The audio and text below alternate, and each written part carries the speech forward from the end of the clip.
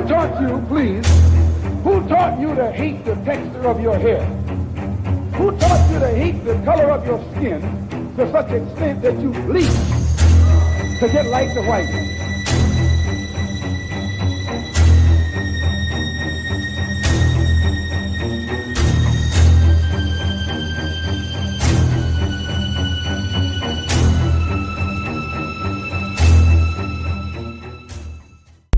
Well, but he's just not a teacher. Black people now want to be taught. They don't want to be just spoken to. They want to learn something now. They want to clear the smoke. So what is his purpose? You have to ask him that. You can't ask me what his Minister of Fire Conference. You have to go to him and ask him that.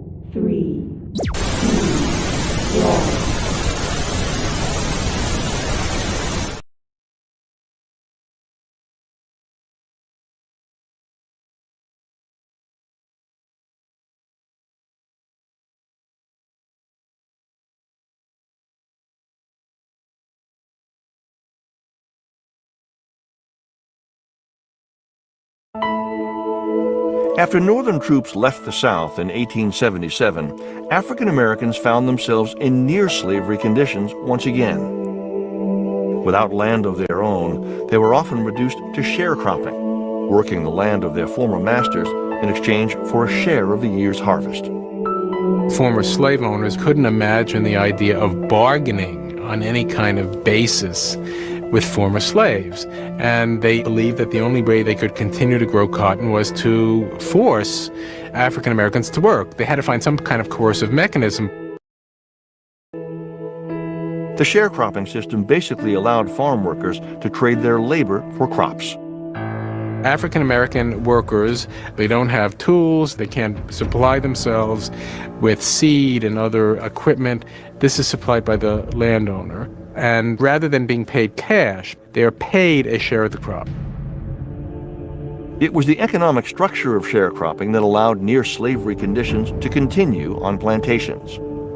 Each year you borrow money, and at the end of the year often you can't pay it back because the price of cotton is falling and what you get for your crop is not enough to actually pay off your debts. So instead of getting out of debt, they're falling further and further into debt each year.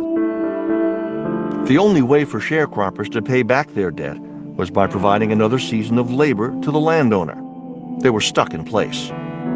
What it meant was that African American laborers were tied down to certain geographical areas, and therefore they found it very hard to use their shares of the crop or other wages they might get to accumulate any resources and eventually purchase their own land.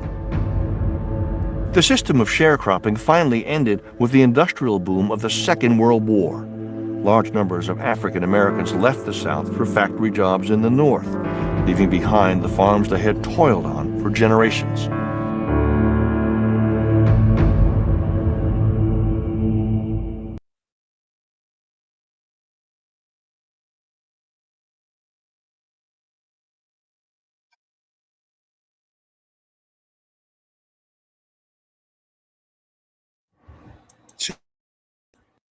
Check.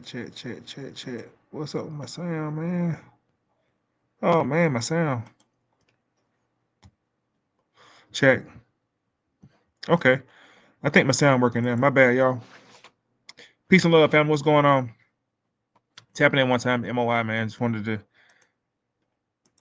I'm gonna keep beating these drums. I'm gonna keep beating this information into y'all head about the supposed slavery stuff. But before we do that, let's tap in with the chat right quick. Let's see what's happening. Solo Owl was in the building, man. Peace and love, Solo. What's good, brother? True King, another disciple in the building. Peace and love, brother. Y'all know what time it is, man. You get your pen, get your pad, get your pencil, your paper, take notes. If this is your first time listening to me in a long time or just first time period, Don't believe a word I say.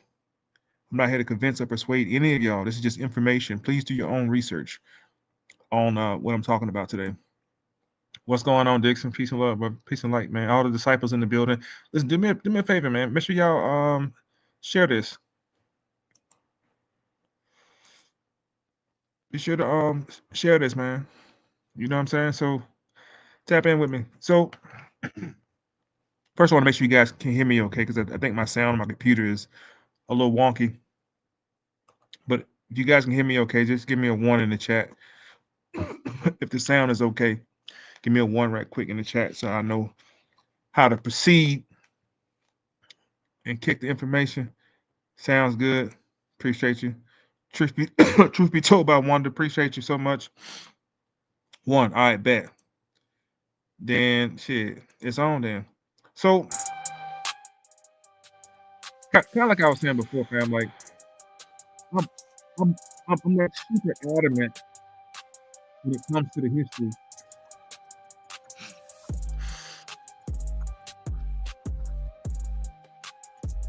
I'm over here smoking too, so give me a second.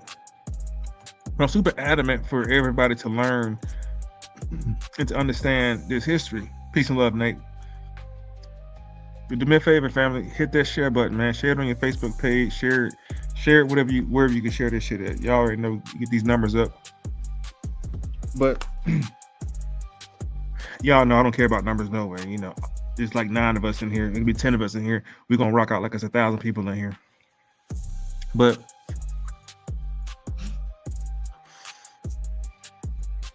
I feel compelled. I know, bro. I know, man. I ain't no excuses. You're right. I ain't making no fucking excuses. You're right. But I'm compelled to share this, or to try to straighten out this misconception of history as it pertains to North America, because I think a lot of our people are confusing the stories.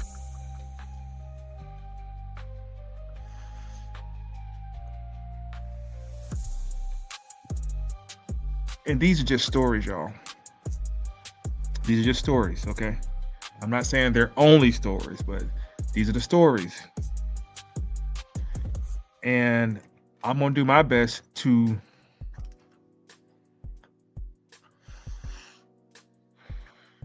one, share the story with y'all, but 2, I want you guys to if you can, try your best to refashion your thinking. And that's what I'm trying to do. I'm trying to do what's called a paradigm shift. I'm trying to shift the paradigm of how y'all believe that the history of so-called Negroes in America even came about. That's with the whole slavery situation. That's with everything. Just, I would say, our existence. Hold on, I gotta go live on Twitch too. That's right, I'm live on Twitch too. I'm streaming on Twitch right now.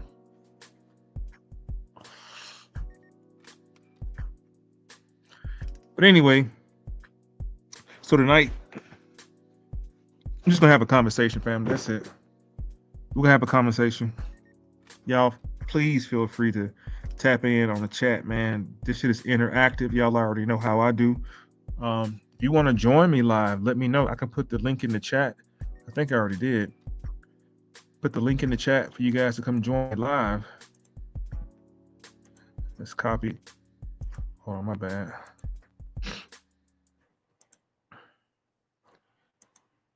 Check. There we go. Okay.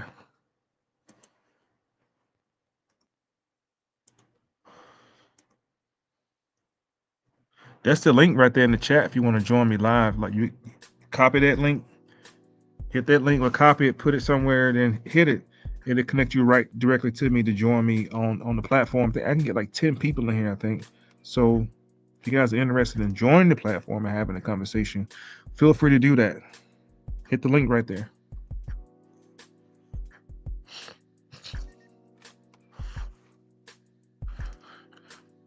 Or if not, you guys just keep your floor seats. You ain't got to be in the game.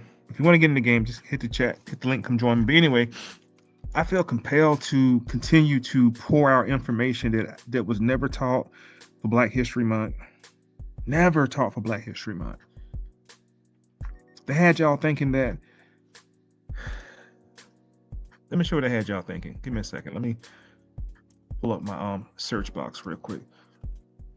And this is the information hour, by the way. So we just having a conversation and sharing information. That's it. You feel me? So according to history, let's see, where can we start? When were the first anti-literacy laws enacted in America? Now, we're talking about anti-literacy laws. Okay? Laws, meaning your ass can be fined or you can go to jail over what we're about to talk about right now. And I want to do a progressive walk through history. So on your paper, pens and paper, if you're taking notes right now, pens and paper, we could do a quick T-chart, but no T-charts tonight. Just somewhere on your paper at the top left, somewhere. I'm sorry, top right, the very top line of your paper, if you're writing on line rule paper, you're going to put the word Negro of the South. Negro of the South, and then in quotation you're gonna put Black ruled, R-U-L-E-D, ruled, on your paper on your right hand side. Now we're gonna start with the 1740s. We're gonna start in the great state of South Carolina. And as I told you guys before, the Carolinas was set up. Hold on, huh? Right there, son. Oh, no. Sorry about that. So this is we're talking about South Carolina. I told you guys before, when you talk about the colonies of America,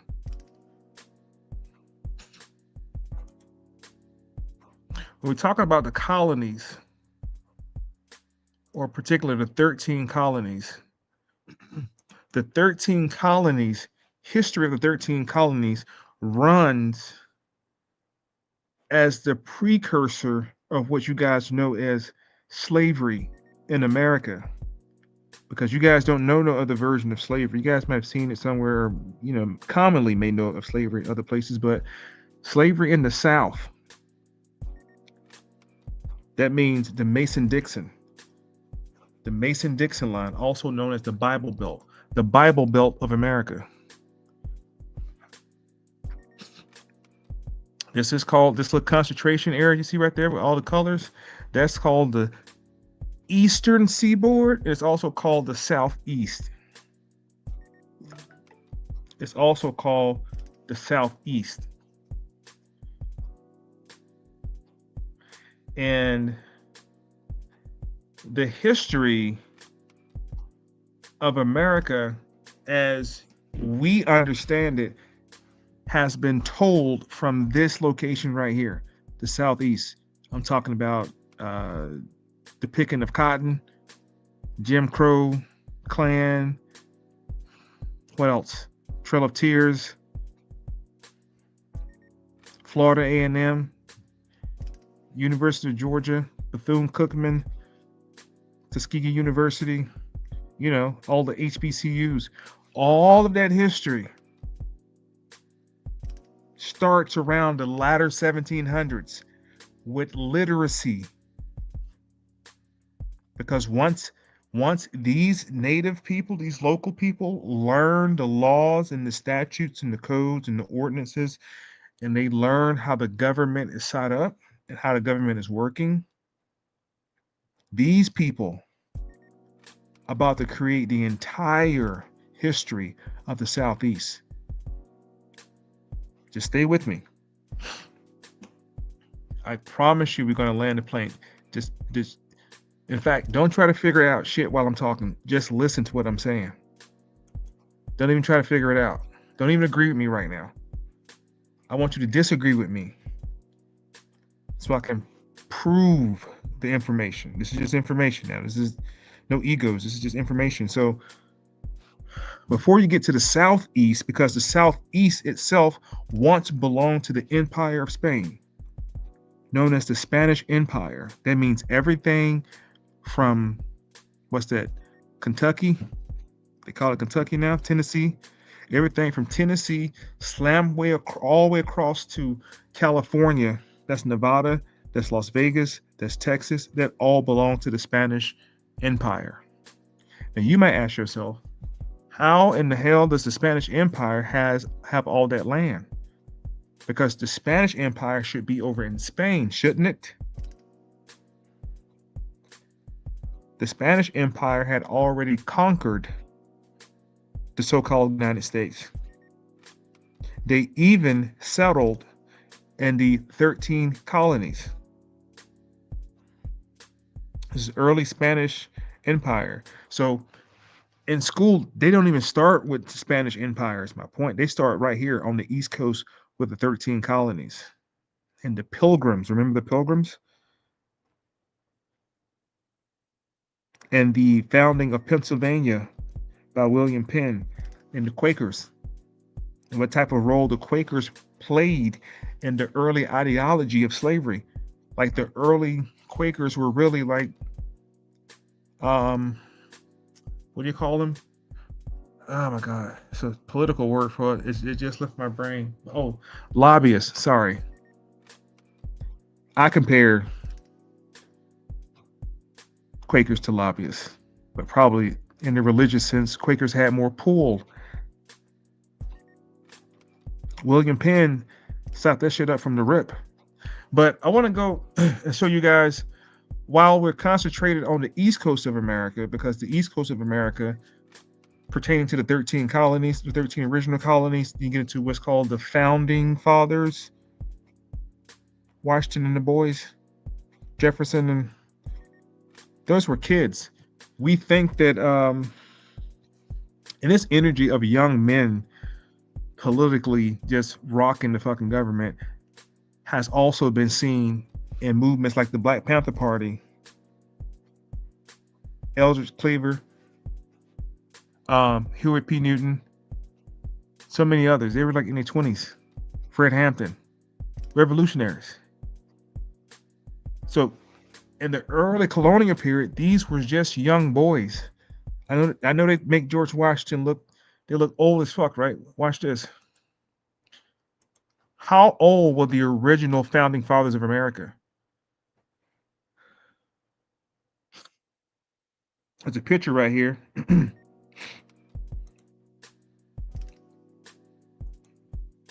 go back to the picture. Lafayette was 18. James Monroe, this is 1776. James Monroe was 18. Henry Lee was 20. Alexander Hamilton was 21. Nathan Hall was 21. Aaron Burr was 20. They look old as hell. I know. They make them look very mature, but these are young boys. Let's read on. The original founding fathers were varying ages in 1776, ranging from teenagers to 70 years old. Benjamin Franklin, they say, was 70, who was the oldest signer of the Declaration of Independence. Many were surprisingly young, with figures like Thomas Jefferson with 33, John Adams 40, and George Washington 44. So they made them a little bit older in its write-up, but they were young.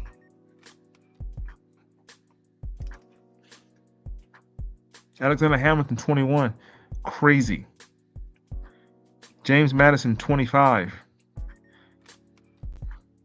20-year-old, 26-year-old. These were all young boys. Young revolutionaries. Andrew Jackson. Andrew Jackson was in the Young Revolutionaries when he was 9. Andrew Jackson, write his name down right now. Write down Andrew Jackson. We're going to talk about Andrew Jackson. Write down Andrew Johnson also. Andrew Johnson and Andrew Jackson. 2 different people, 2 different time periods. Both were instrumental in the Indian Removal Act, and the other one was instrumental in the vetoing of the 40 acres. I mean, he came behind once the Freedmen's Bureau and the Union political parties started to work with the Negroes of the South. This is going to the 1800s. This is Civil War time. Prior to that Civil War period, there was a period of removal of these people off their land. And some people make the argument and say, well, those people that were moved off the land in the Trail of Tears, those were not so-called black people. Some people can make that argument. What areas were the Trail of Tears affected the most?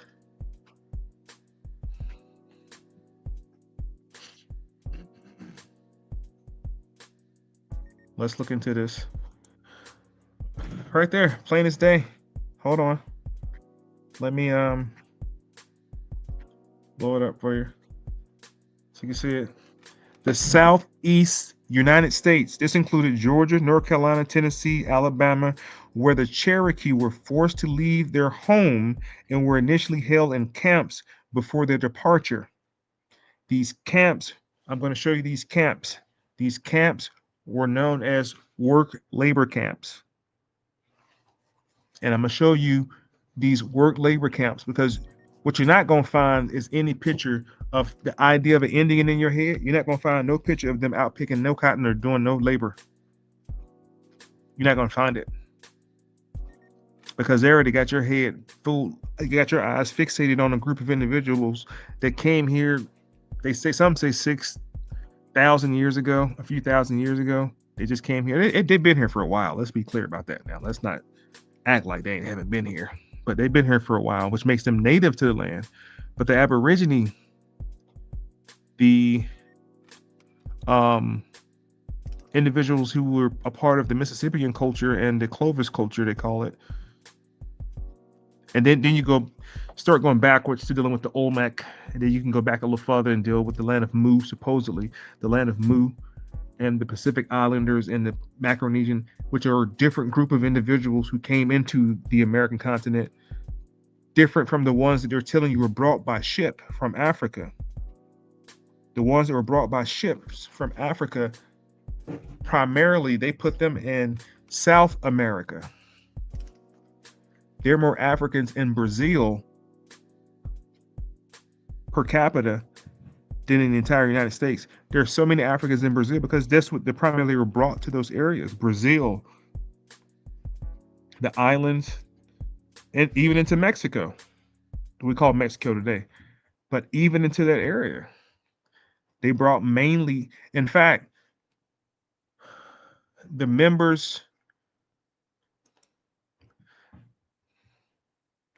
they were bringing Africans into the area that we call Mexico. I just want to be clear for a second. I'm telling y'all that they were bringing Africans into the area that we call Mexico today. And these Africans particularly were from a particular area. I mean, they're from several different areas along the coast of Africa. Don't get it twisted. But mainly you're going to see a lot of individuals who were Angolan, what they call Angolan. You're going to see a lot of Angolan people show up on these so-called manifests or history of Africans in America. We're talking about the first Atlantic slave trade. I'm sorry, the second Atlantic slave trade. I apologize.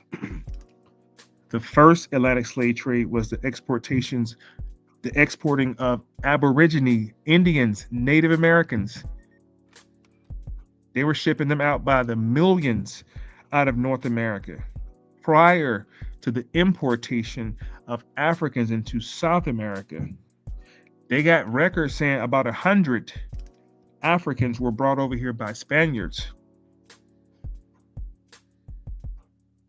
And they set up a colony, Miguel. And 100 Africans rebelled. This is somewhere in Georgia. They say somewhere between South Carolina and Georgia along the Gullah Islands. These people, I'm not saying that the Gullah people are African. This is not what I'm saying. I'm saying in 1526 or so, the Spaniards brought 100 Africans to that particular area, and they got loose. They rebelled. The first slave revolt in America, North America anyway. It wasn't Nat Turner or the Bacon's Rebellion. They rebelled first. And then later is a story about another 20 or 30 or so Africans being brought to Fort Comfort, Virginia, or Hampton, Virginia, because they were hijacked off the slave ship, the San Juan Batista, by another privateer ship by the name of the White Lion.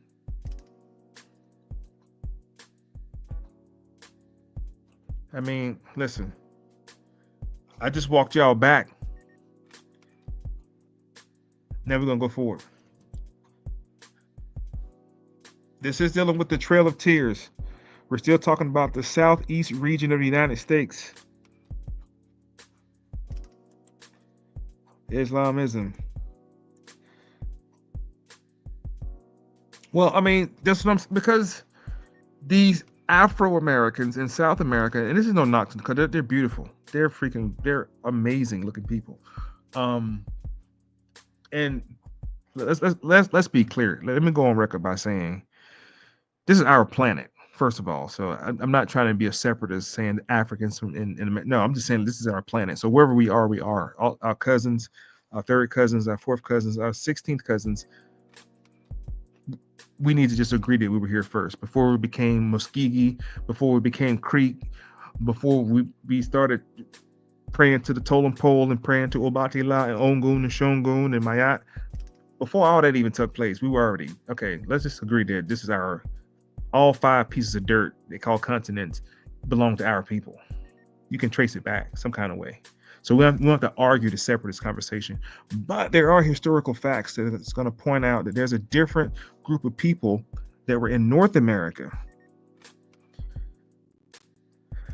So I'm trying to get you guys ready for what's called so-called African American history, or Africans in America history. This included Georgia, North Carolina, Tennessee, and Alabama, where the Cherokee were forced off their homes, were initially held in camps. Remember that. In fact, I want you guys to write down Trail of Tears. Write this down. I'm giving you guys keys to how to study this information, how to ascertain information. Give me a second. My computer trying to die on me. Hold on. Plug up my computer, y'all. Give me a second. But I'm trying to show y'all what's called the progression of history. And maybe, just maybe along the way, some of this stuff will start to make sense, or you can begin to unravel. You can start to unravel some of the BS. That's my hope, that I'm able to demonstrate.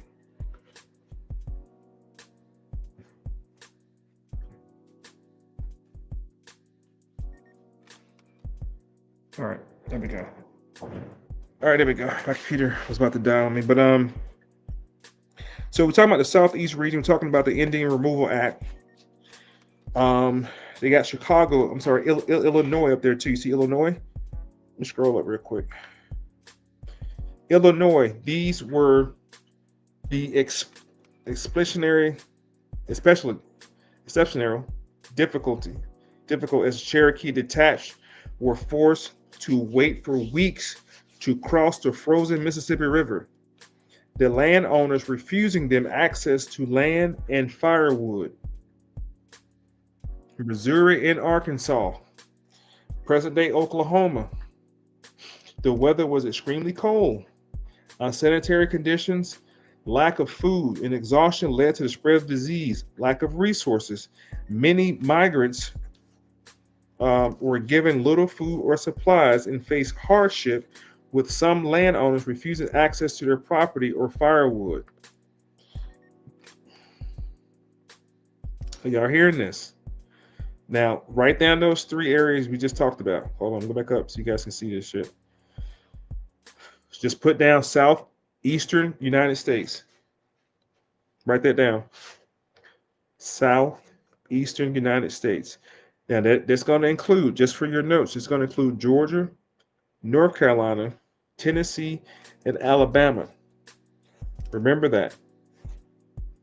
They were going out past Mississippi to Oklahoma. And they got Illinois. So write down Illinois. Now let me show you the connection between the Illinois people and those people down in Georgia and the Carolinas. Let me show you the connection real quick, and then we'll jump back on track. Watch this. Monk's Mound.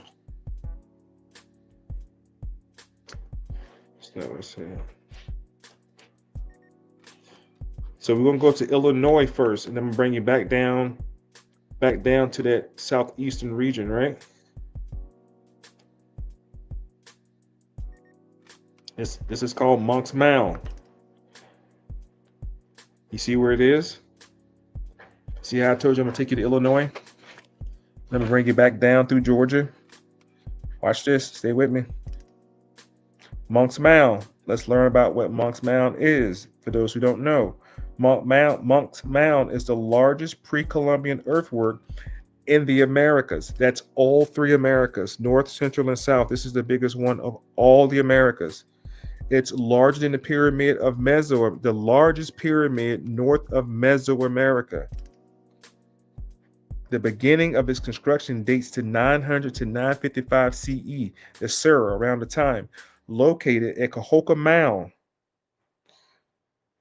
near Coinsville, Illinois. The mound size was calculated in 1988 to be about 100 feet high, 955 feet long, including the access ramp to the southern end, 775 feet wide.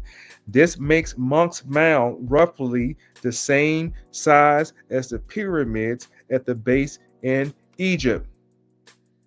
The perimeter of its base is larger than the one down in South America that y'all always see in movies and people taking trips and sitting on them and shit. This motherfucker is bigger than both of those. Man, y'all better talk back, man. This pyramid in Illinois is the same size at its base as the ones you see in Egypt. The ones that everybody go see. Ooh, when you got one in Illinois in America, North America, that's the same size. And it's bigger than the one you flying down to South America to go see. It's bigger than that one.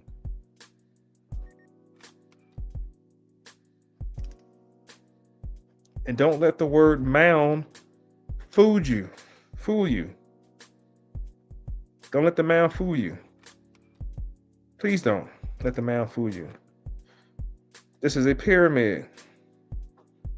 Unlike the Egyptian pyramid, which were built from stone, a brother put me on game the other day. He said nobody in the Americas, well, he didn't say nobody, but the American pyramids, all the American pyramids were built as like this, mounds, or they were built with cement or mortar.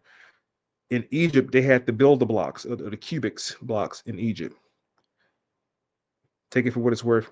Unlike the Egyptian pyramids, which were built from stones, the platform mounds were constructed almost entirely of layers of basket transported soil and clay. Because of its construction and its flattened top over years, it had retained water within the structure. This caused the slumping, avalanche-like sliding. So it was upright, bigger than that. Construction of the Monk's Mound. Now I'm about to bring your ass back down south, because I told you I'm going to take you to Illinois. I'm going to bring you back down south. Now remember the Trail of Tears, they had to cross over this Mississippi River. I'm showing you how old and the relatable information of the mound builders who were here first in North America. They came before Columbus.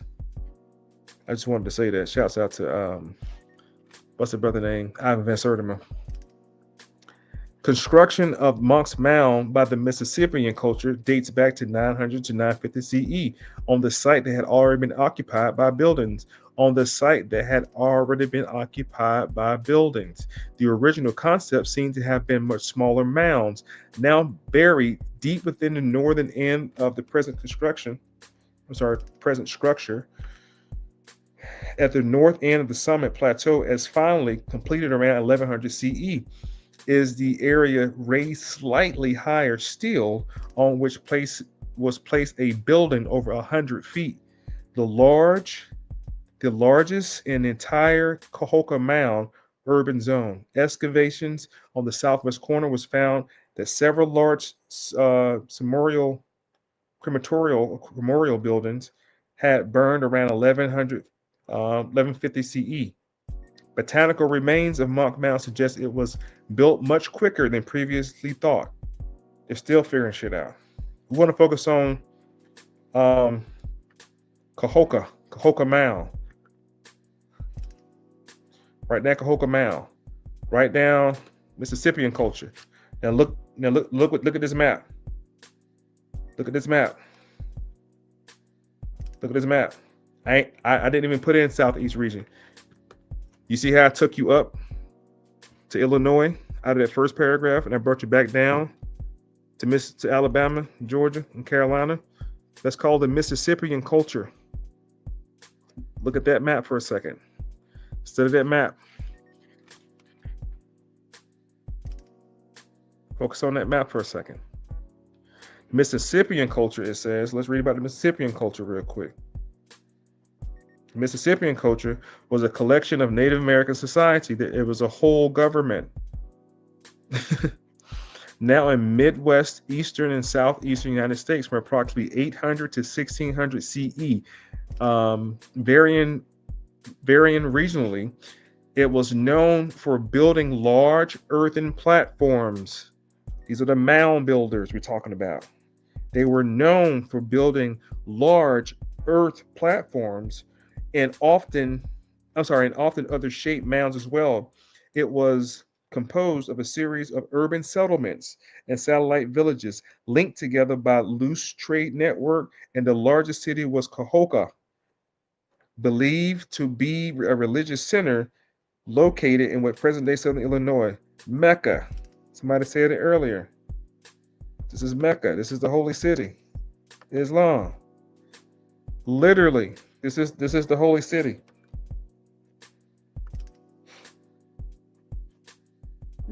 Peace and love. Peace and love. Oh, hold on. Copper Draco, peace and love, brother. Yo, what's going on? You can hear me? Yeah, I can hear you. I ain't know you was in the chat, man. I was going off, man. I was like, oh man. Nah, appreciate you tapping in, bro. What's good with you, man? Hey, man, it's good to talk to you, man. Like I've been watching you for a minute, and I seen when you actually tried to pull up on a panel and have a bill with niggas and they take it somewhere else. You pulled up on Unscrambled Minds, and my boy OTK was he was doing too much. You know what I'm saying? So he was like, "Nah, I ain't got no time for this shit." So you got out the way. I ain't mad at that. But, yeah. I mean, but you know what? That hasn't been the first time I've been kind of kindly invited somewhere and quietly ambushed. But yeah, I mean, I seen it firsthand. I seen it firsthand. And your information can be, it can be intimidating for certain people. I'd be like, damn, I use some of your information in some of these prestige and upper echelons. I use some of your information, and niggas be like, where that from? When I bring up psychoneurosis, I bring up John A. Quitman. I bring up the four Jesuses. You know what I'm saying? I bring these things up, and it messes people's heads up. You know what I'm saying? So Damn, I bro. get why some of them might have been triggered and like didn't know how to take that. But there's no Right. reason to fight about it. Like let's figure it out. Let's figure out what he's talking about. That's all I'm saying.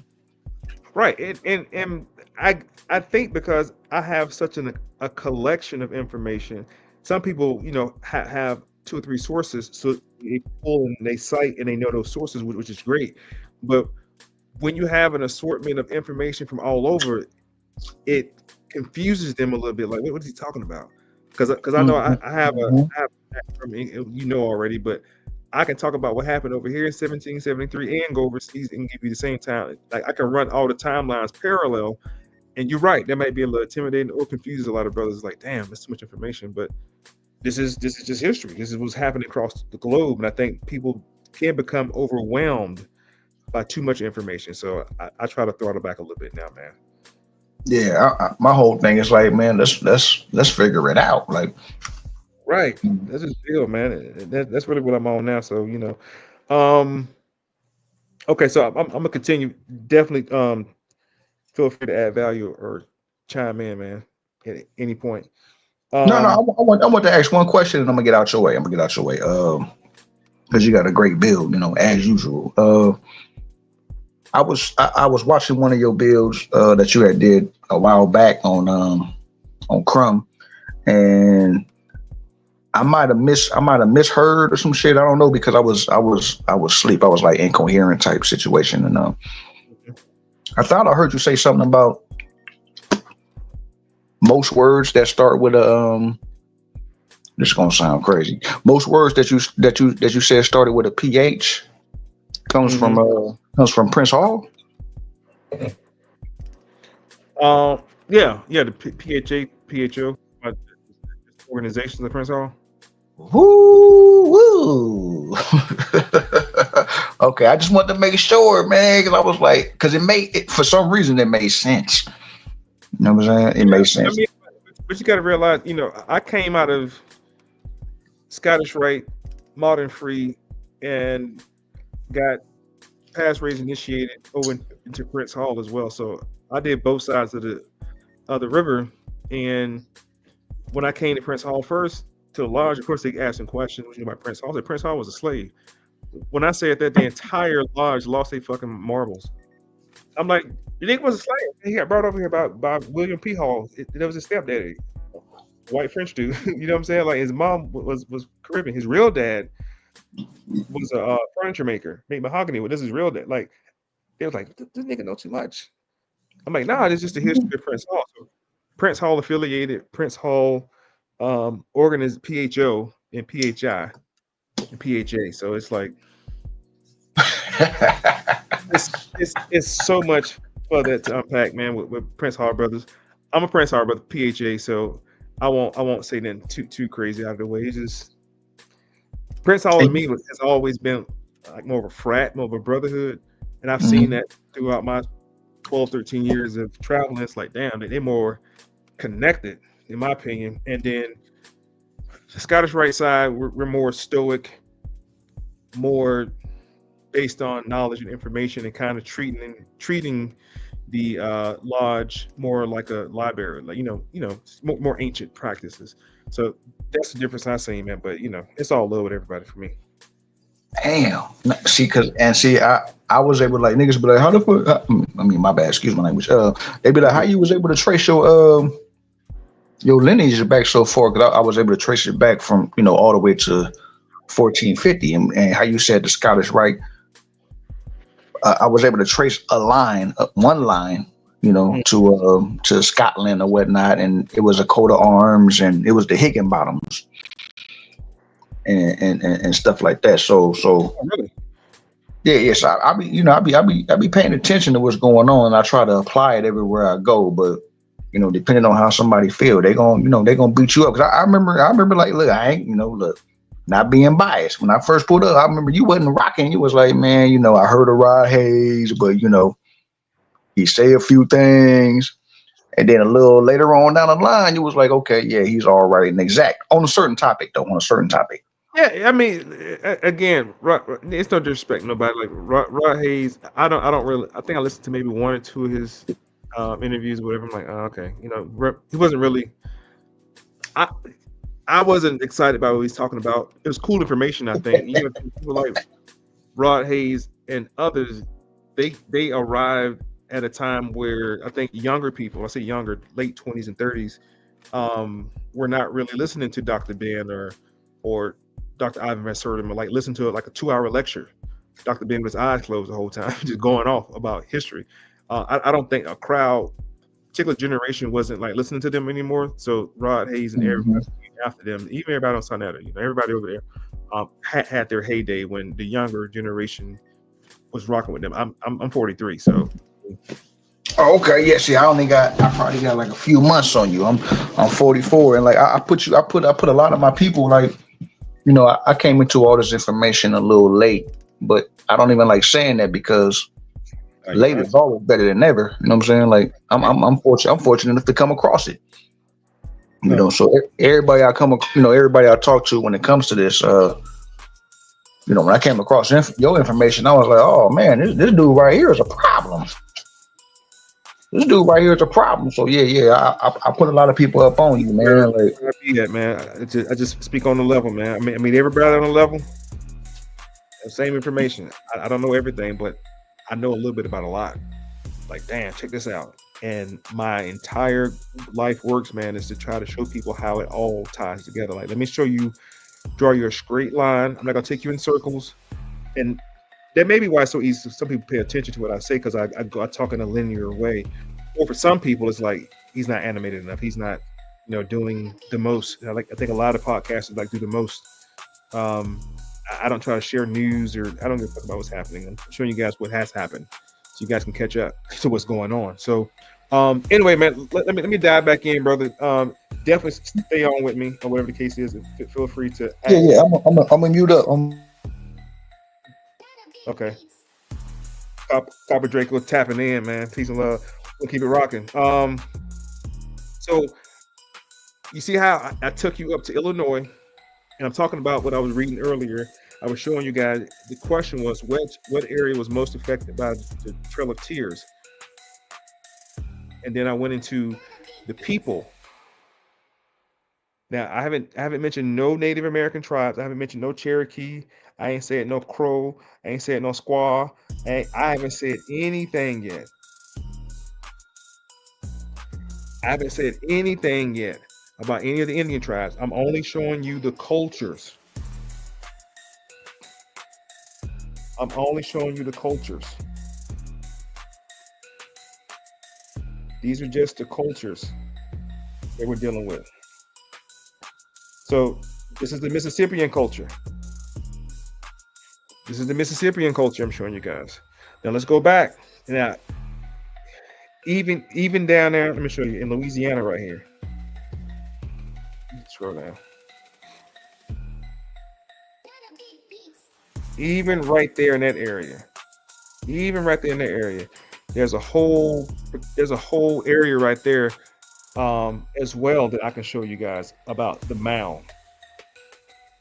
And then it just goes into Empress Vertice and some other stuff about Moors, and it goes into the supposed vast estate of the land was everything above Louisiana all the way up to, that particular area. But under the Treaty of Paris, it's called the Treaty of Paris. Under the Treaty of Paris, that territory was given away. And say Louisiana Purchase would happen, but that's not true. It wasn't because of Louisiana Purchase. So anyway, Mississippian culture, we got the Southeast region right here. Now, watch what happens to the Southeast region right after 1493. Oh, shit, hold on. Let's see what happens to that area. Watch this. I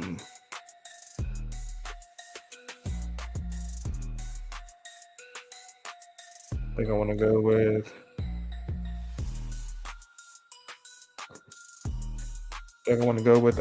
let's see here. We're talking about the Southeast region. I showed you guys that. Let's see. Oh, here we go.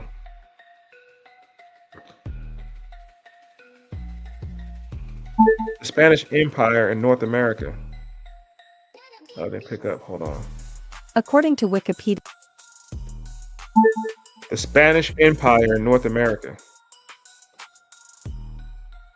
according to AmericanHistory.net, in the North America, Spanish colonies comprised of many modern-day states of United States. These included California, Colorado, Nevada, Utah, Arizona, Texas, Oregon, New Mexico, Washington, and Florida. Let me switch over to images. We're talking about the Spanish Empire. I'm about to show you a picture of the Spanish Empire in North America. I just showed you the earlier version of what it looked like during the Mississippian culture. Now let's take a quick peek at what happened to that territory right after 1492. I mean 1492, sorry. See? And you may say, well, man, that's not really the Southeast region. Okay, I'm just showing you piece by piece of, you see that area right there we call Mexico today? And the Gulf of Mexico? And that whole little routes of ships and merchant ships and exports. You see this shit happening right there? Now off to the far left, you see that blue squiggly line coming down the coastline of California, right? You see that yellow line tracking across the top of the United States down into the Southeast region right there? Okay. Now watch this.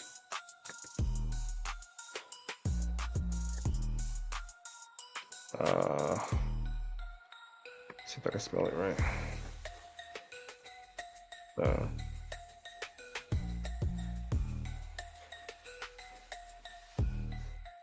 What is happening? Florida.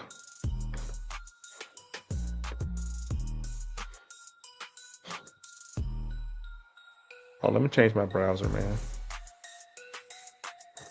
Bing not letting me go. Trying to get you guys the best picture of it's called Florida. Hold on. There we go.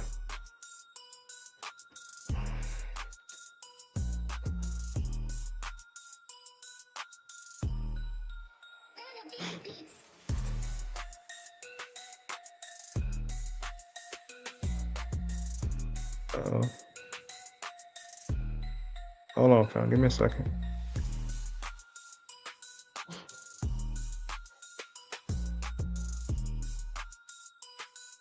Give me a second. Hold on.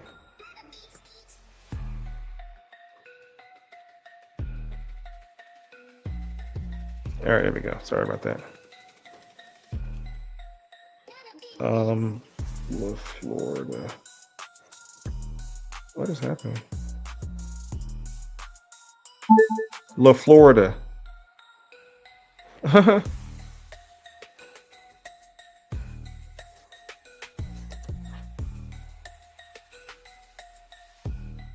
Spanish Empire, Florida. Damn. There we go. There we go. Sorry about that, y'all. Took a long way to get there. My computer acting weird, but this is called Florida. You see that? Florida. That's all part of the Spanish Empire. That's the same map I just showed you guys with the Mississippian culture. Remember that? Remember the Mississippian culture? Remember those people? Right? I just showed you Mexico for a reason. I showed you Mexico also. So now this is called the Spanish Empire. The Spanish Empire predates the colonial, the British influence on. So right now we're talking about two different histories. This is going to be 1492 Columbus time, all the way to the early 1600s. That's how big of a head start Spain, Portugal, the Dutch, and other privateers. That's how long of a time span they had in front of the British Empire. It's going to come in on the front side of North America and settle the 13 colonies. This was the whole moral of the story I was getting to. I went off on a tangent, but I'm going to go back to 13 colonies. I want to give you guys a history of North America, right? This is a history of North America, and it's more to it that I'm giving you the short version. I'm giving you guys the very short version, the down and dirty version. So this is Florida, this whole southeast region, which later we're going to see the Trail of Tears in this same particular area. And I haven't talked about no tribes yet. I'm setting the stage. So now when I go and tell you about the removal of said tribes from this particular area, now you're going to have a clear image in your head without any demarcation lines to separate Alabama from Georgia. This is all one landmass. I'm showing you this is how it was set up because it was its own empire already. When Spain got here, Spain didn't build nothing. They improved upon maybe they didn't. By way of the Moors in Mexico, the Moors improved upon the architecture.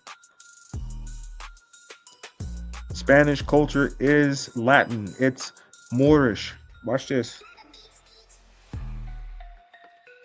Without going too far off a tangent, let me just show you. Moors came to Mexico. Damn, they don't give me the what's it called?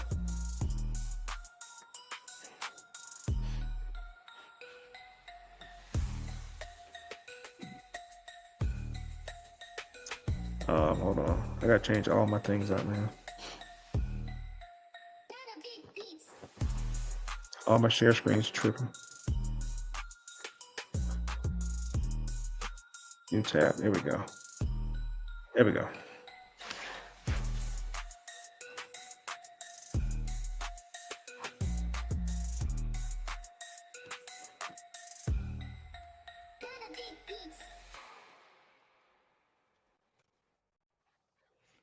Wow, man, this is crazy. Hold on, fam. My computer tweaking. Shit tweaking. It's not letting me type. It's not letting me type. What's going on, man? My keyboard locked. Oh, Lord. What is we gonna do, fam?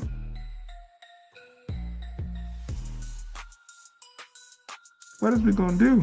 I can't present any of my information through Google.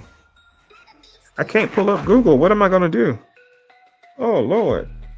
What am I gonna do? I tell you what I'm about to do. I'm about to teach y'all ass anyway.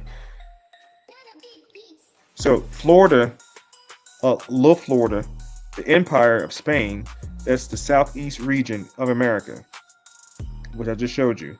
The point I'm laying down and making to you guys is the region of the southeast of America perpetuates the majority of the history of this country from the late 1700s all the way through now 2025, the 60s, the 40s, the 50s. A lot of things happened in this particular area, and there's so much history in this area of America that I'm trying to give you guys a timeline and backdrop of the area. I just showed you La Florida, which is the Spanish Empire, which was all this territory. Then the Trail of Tears happened. I'm saying it. I'm fast forward history because before the Trail of Tears happened, James Oglethorpe has to set up the colony of Georgia as a penal colony for white runaway indentured servants running from the north down to the south for freedom because they didn't want to finish their 7-year contract. This is what white people are doing. They're running south. White people are escaping bondage from the colonial powers and they're running south. Before they taught you was running north for freedom, they was running down here for freedom. Okay? The first was called the Fugitive Slave Act. Write it down. Fugitive Slave Act.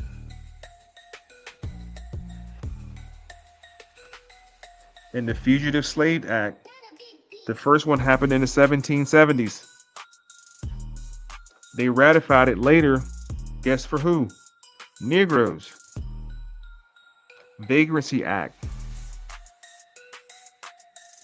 All this stuff was happening simultaneously. Pre what we know as Civil War. They telling us that the so-called Negroes in that particular time couldn't read or write, were illiterate. Well, if a group of people are already illiterate, why are you passing anti-literacy laws? And the anti-literacy laws was the forbidden to teach a slave how to read or write. Now, this does not apply to every person of color because there are people of color in this time period. Now we're done fast forward to the 1800s, y'all. Sorry. But I'm going from the latter 1700s to the 1800s, the time period that you supposedly know the most about when it comes to Negro history or Black history or African American history. This is where it starts. It's not the beginning, but this is where it starts, though. There's a difference between the beginning and the starting of something. Because you can restart it as many times as you need to. But this is one of the beginnings of African American history. This photo you're looking at is a photo from what's called Juneteenth. I think it was with 1866, if I'm not mistaken. The general, what's his name? Call his name. Granger. General Granger rode from Tennessee to Galveston, Texas, and he read this letter, which turns out to be Special Field Order number 3. Special Field Order number 15. You're going to hear about that later. That was the 40 Acres Act. Southeast region, same folks. They about to get rewarded 40 parcels of land or 40 acres of land because now it's 1860. 30 years prior in 1830, they got removed. 1860, they got invited back. Remember at the beginning of this talk, I told you to write down 2 names. Write down Andrew Jackson, Andrew Johnson. Write those names down right now if you have not. Andrew Jackson and Andrew Johnson. 2 different individuals. Anti-literacy acts are passed to keep Negroes from reading or writing.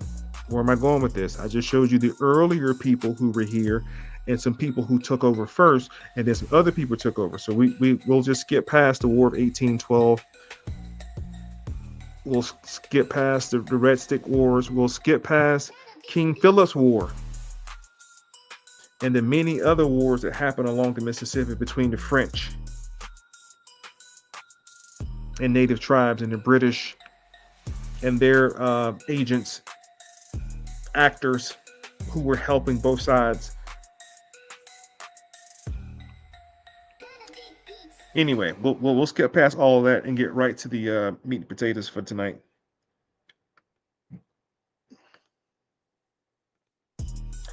And we go right to the topic of discussion. And I had to wait this long to even start because I wanted whoever don't belongs in here can go. We're not entertaining. We're teaching. Get your pen and your paper. Get your pen and your pad. Let's take notes. So if you've never heard of this book,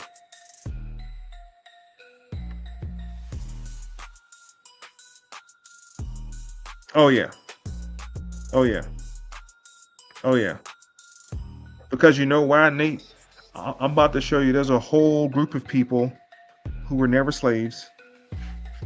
There's a whole group of people who just didn't belong to the story that we've been taught. They just didn't. They like, what you talking about? There's a group of people who were landowners during the time of 1600s. There were a group of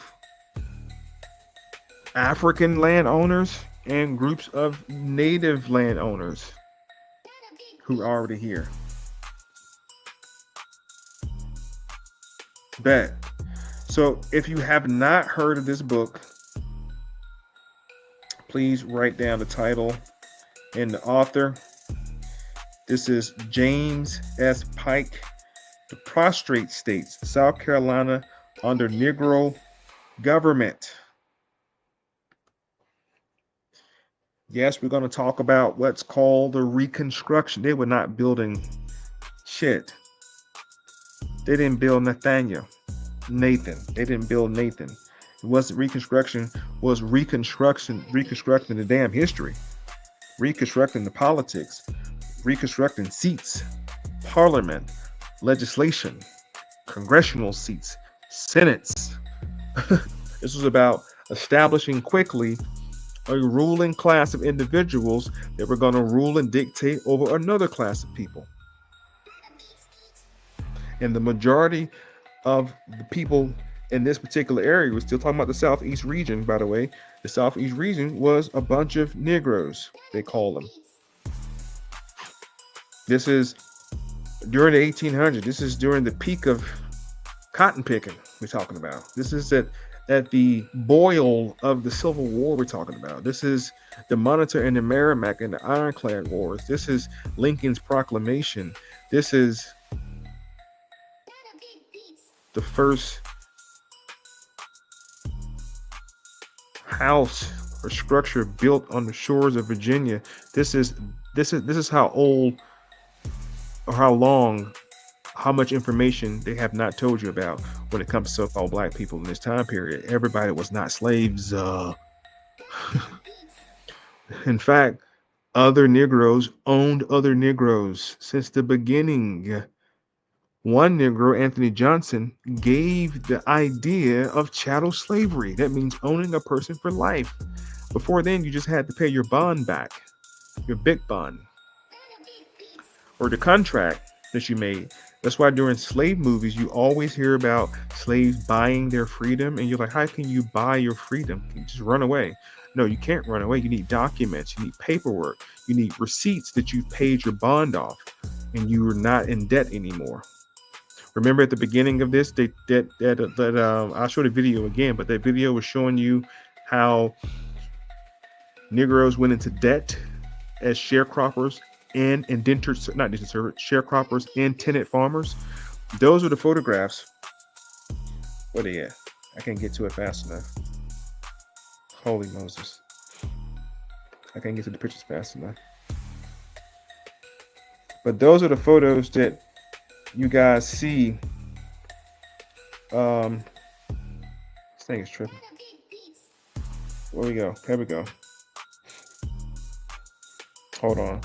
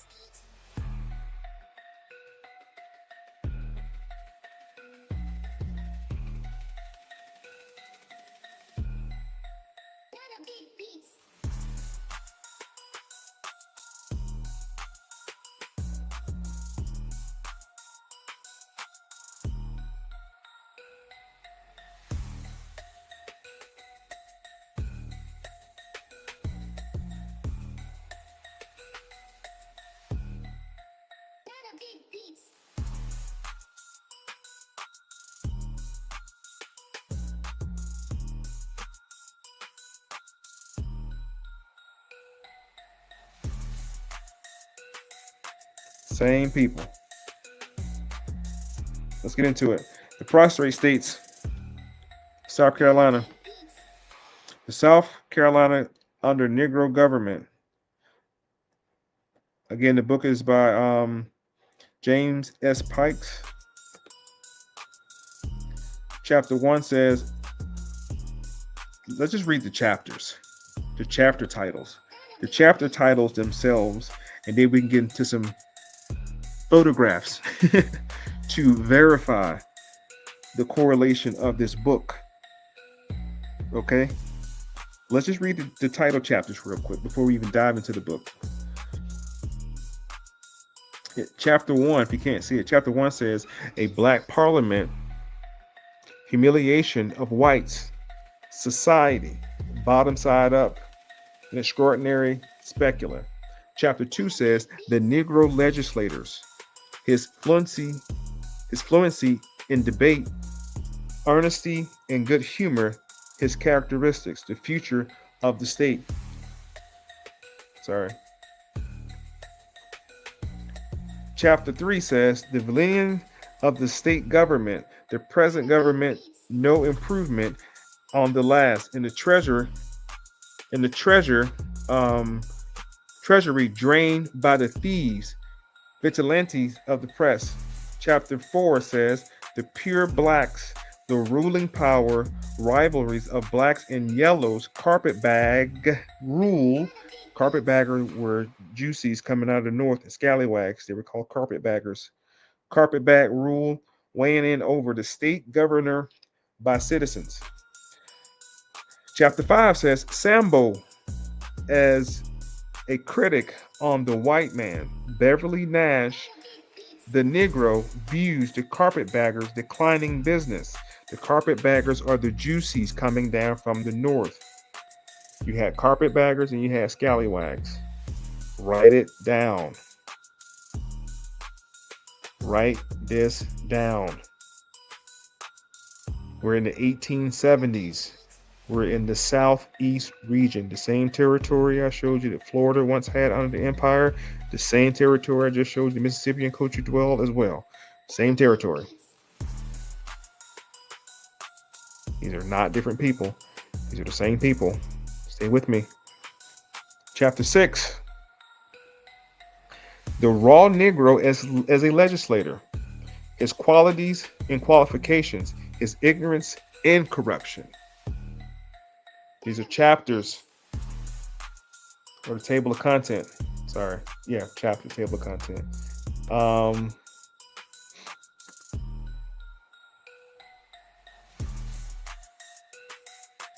So this is just a limited view of the book. It's not letting me access any more information because I had to log in and borrow it from the Internet Archive. I'm not going to do that right now, but you guys get the picture. The prostrate states under Negro rule. It's hard to say. Let's check out some of these Negro rulers, shall we? And I've done this before, but I don't care. I want to keep doing it. So you guys get it. In 1867, this is 1867, so we're a little bit ahead of 3 years ahead of 1870. This is 1867.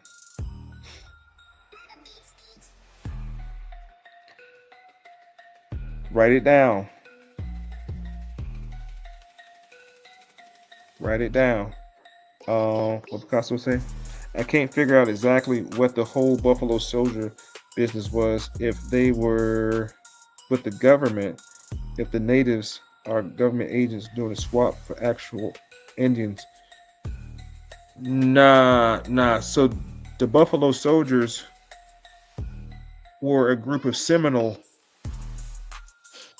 Let me see if I can pull up my if it'll let me type. I'm scared to type anything. My thing's going crazy. There we go. Okay, cool. I can search again. Yay. Let's go TikTok. Give me a second. Pull up my TikTok right quick. I want to answer this question real quick, y'all. So give me a second. Because it's actually a great question. Before we move on, it's an excellent question. Thanks for stopping the show. No, I'm joking. Which are great questions. Let's see here. Something went wrong. Wait a minute. What's going on?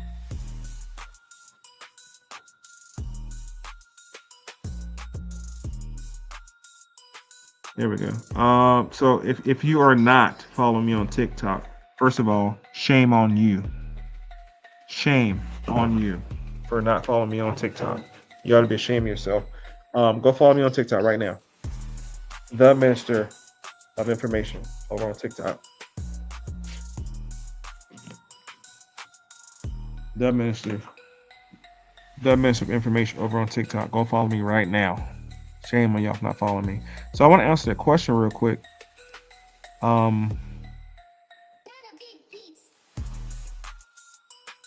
I'm just gonna teach off my TikTok. Ha! I don't have to rely on internet anymore. My internet was tripping a second ago, so this is my TikTok. Y'all see it on here. Hopefully the sound will come through. But I want to deal with that question real quick. Here we go. Jewel Brady was a Seminole Negro Indian scout who was born in Louisiana. He had black eyes, black hair, and a dark complexion. He was 5 feet 8 inches tall. He was originally enlisted in the 10th U.S. Cavalry, aka Buffalo Soldiers, but was said to have been neither Seminole nor Negro, but an Indian with long hair, probably Cherokee. So that's just one of the Seminole Negro Scouts, aka the Buffalo Soldiers. They were originally called the Buffalo Soldiers, aka that there was one of their acquiescents known as one of their code names. But I'm going to show you some individuals who were in it. Scouts who spoke Spanish, or Seminole, a Gullah dialect with Old English, African, and Seminole. Let me back up just a little bit.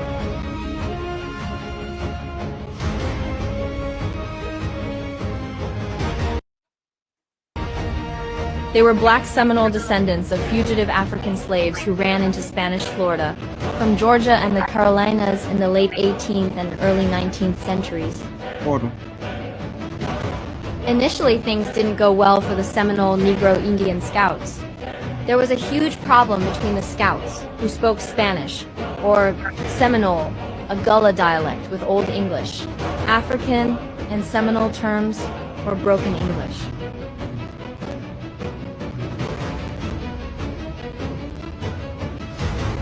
During the 1870s and 1880s, the Seminole Negro Indian Scouts fought many battles against some of the fiercest Indian tribes in the West. They never lost a man in combat, while receiving 4 Congressional Medals of Honor, America's highest military award. This, you may be assured, is a Negro and not an Indian war. And if it be not speedily put down, the South will feel the effects of it before the end of the season. General Thomas S. Jessup, U.S. Army. There were several attempted assassinations on the life of Black Seminole Chief John Horse. He even made a trip to Washington. D.C. trying to get help to stop the harassment. They never gave up their weapons. Their fierce determination was the only thing that kept them free. This was still before the Civil War, when most African Americans were slaves. Jewel Brady was a Seminole Negro Indian scout who was born in Louisiana. He had black eyes, black hair, and a dark complexion. He was I got another one. Again, thanks for stopping the show. I'm joking. So this is good stuff, you guys. If you're not following me on TikTok, go follow me right now. This is all on my TikTok page. Let's see, we can do 1834 November 1st, 1917, was a Union Army soldier during the American Civil War. Among the first black representatives to the North Carolina House of Representatives in 1868 to 1869, and inventor. Parker David Robbins was a mulatto with Chinook Indian ancestry who served in the Union Army during the Civil War. He was also a Indian ancestry. These are the same people. These are the same folk now. These folk I'm about to show you, right? These are the same people. Same people. Dodge the hijack. Legislator and inventor. In 1920, a new Pleasant Plains Indian school was built to replace the... Look at this. This is 1920. There's no Civil Rights Act involved. Ain't nobody marching. Ain't nobody forcing nobody to go to nobody's school. Ain't nobody out there with no goddamn banners. Ain't nobody getting bit by no dogs. Ain't nobody nothing going on crazy in 1920. Look at this school. Look at this school of these beautiful mulatto, octoroons, quadroons. These were so-called Indians. These were the early Indian schools to teach them what's called assimilation. And you're gonna see they're gonna not literally bus in, but they're gonna start bussing in those other migrants from out west, and they're gonna integrate them inside of these Indian schools also for assimilation. Pay attention. The original school that was built in 1866. No slaves. The original schools were built in 1866. The original schools were built in 1866. Or descendants of slaves were permitted to attend for fear that they would learn to read and write. Look at the crowd. Look at the crowd. Don't you see some little half-breed chillins? Then you see some Indian, the little boy in the middle with his hair cut off. You see the so-called Negro child in the corner, in the back, in the front. The so-called white child. You see right there in the front row? Integrated since 1886. Don't let them pump that Martin Luther King civil rights. We had to march to get in school shit in your head. Do not let them put in your head about no, you didn't integrate schools. Integration was the worst thing. You've been integrated. You've been learning. And I may not have time tonight to show you the whole things with the moral acts of the land grant colleges and the orphans and the asylums, and how the asylums would wants to, man, so much, y'all. Jesus, man, it's so much that I wish all y'all understand. This other version of history that has not been taught, and you just don't know, and you felt like you're owed something. Well, it's this. It's the information. I'm telling you. Just let's keep going.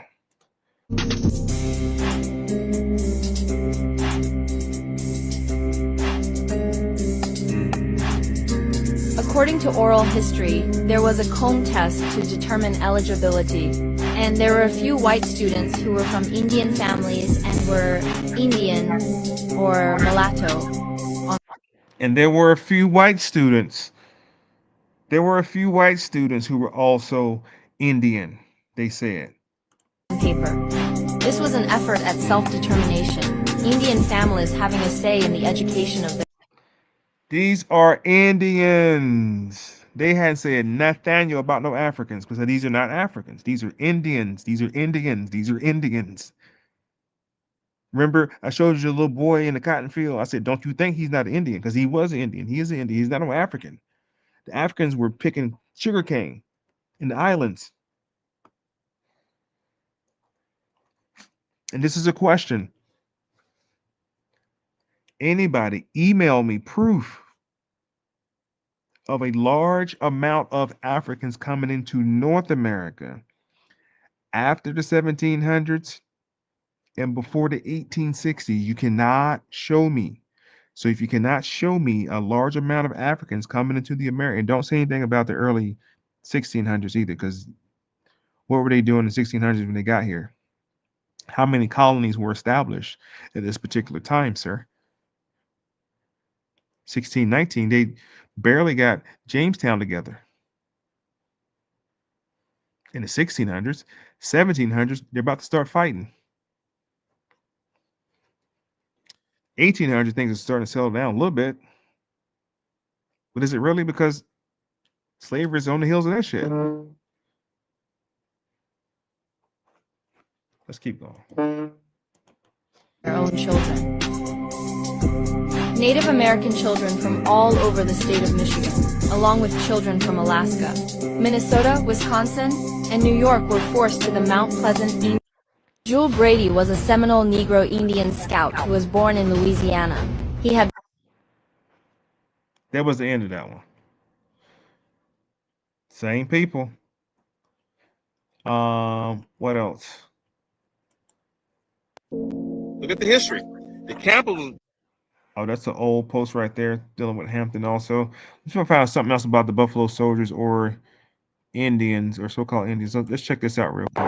For 34 years, starting in 1912, Dr. Plecker was the director of the state's Bureau of Vital Statistics, carefully compiling birth and death records.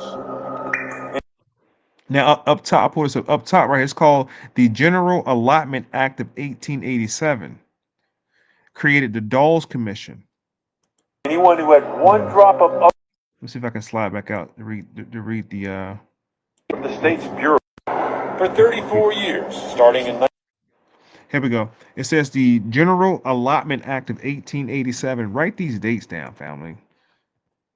This, I'm telling y'all, man, the fucking timeline, when you guys talk to people in barbershops or on these TikTok chats, whatever the case is, you got to have timelines, and you keep shouting the timelines out because nobody can mess with you if you can put it on the timeline. I promise you, I don't care how good they are at rhetoric or whatever the case is. If you hold them to a timeline, you will murder them in a conversation or argument or debate.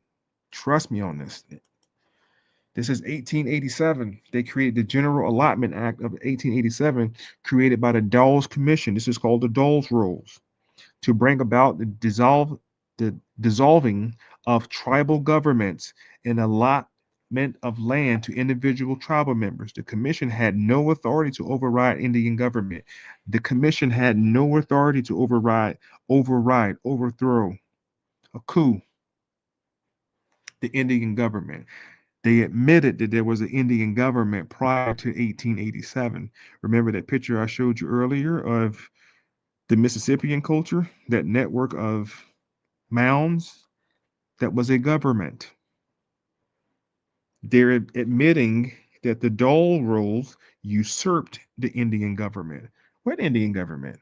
Had I not showed you that shit earlier, that would just went right past you. The tribal government was at play here in North America.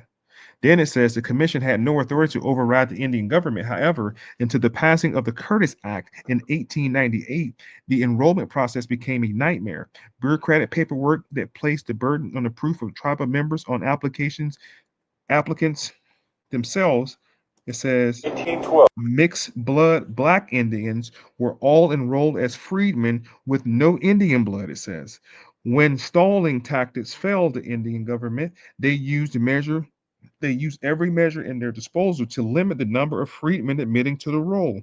Once again, the freedmen challenged the obstruction of their citizenship rights through the United States courts and dragged on long after the Oklahoma. Dr. Plecker was the director of the state's Bureau of Vital Statistics, carefully compiling birth and death records. Anyone who had one drop of other than white blood was listed as color. And basically all the tribes in Virginia in the early 1900s were referred to as colored, okay? Then after the 1924 Racial Integrity Act, everything that was in that colored vote became Negro, okay? And that's one of the reasons why in 1968 the Supreme Court overthrew that Racial Integrity Act and gave Native Americans the right, if they were born before July 1960, to come forward to the Bureau of Indian Affairs and correct those records that have been changed. Talk to me about the relationship then as Indians started to assimilate into other cultures because they weren't recognized on their own. What was happening back then? Yes, the standoffish between the Native American community and the African American community because of what had happened. Come on, man. These people, y'all better go get on my TikTok, man. Y'all better quit playing with me, bro. These people you see this photo before you right here, the same people, Mississippian culture. I showed you the Illinois culture, the Cahokia Mounds, and to this day, anybody that got family in Chicago, I guarantee you your grandparents or your uncles or somebody's from Arkansas, Alabama, Georgia, Mississippi, they're from the South. Guarantee you that. It's always been that way. Not just because y'all think they chose the migration path to go that way in 1920 for a reason, for no reason. And then the third great migration was the 1960s. This time they went out west a little farther to California and Oakland, places like that, but they went mainly up north to Ohio, Chicago, New York, etc., etc. These are the same people. Don't listen. Same people. To them with For 34 years, starting Same people. I'm teaching off my TikTok now. Now I'm showing you like one or two more. We're gonna move on. This was an interesting one right here. If you want to talk about reparations, Negroes who got reparations, let's listen to it real quick. Why not? This is Gabriel Coakley. By the way, his name is Gabriel Coakley. Gabriel Coakley received When Congress passed the D.C. Emancipation Act in April 1862, giving compensation to loyal owners, Gabriel Coakley, a leader of the Black Catholic community in Washington, successfully petitioned for his wife and children. Since he had purchased their freedom in earlier years, he was one of only a handful of Black Washingtonians to claim this. The federal only of a handful. So a few Negroes got paid what's called emancipation compensation. This is prior to the Emancipation Proclamation. That's the one you try to make popular with Juneteenth. Before that, people were getting paid reparations prior. That's the whole point. Let's move on. So we're talking about the prostrate states. The prostrate states and the connection of Juneteenth. Got some meat on the bone there we can chew on here in a second. Let's talk about the 1867. We're in Georgia. We're going to deal with Carolina, Georgia, Mississippi, Alabama in there too.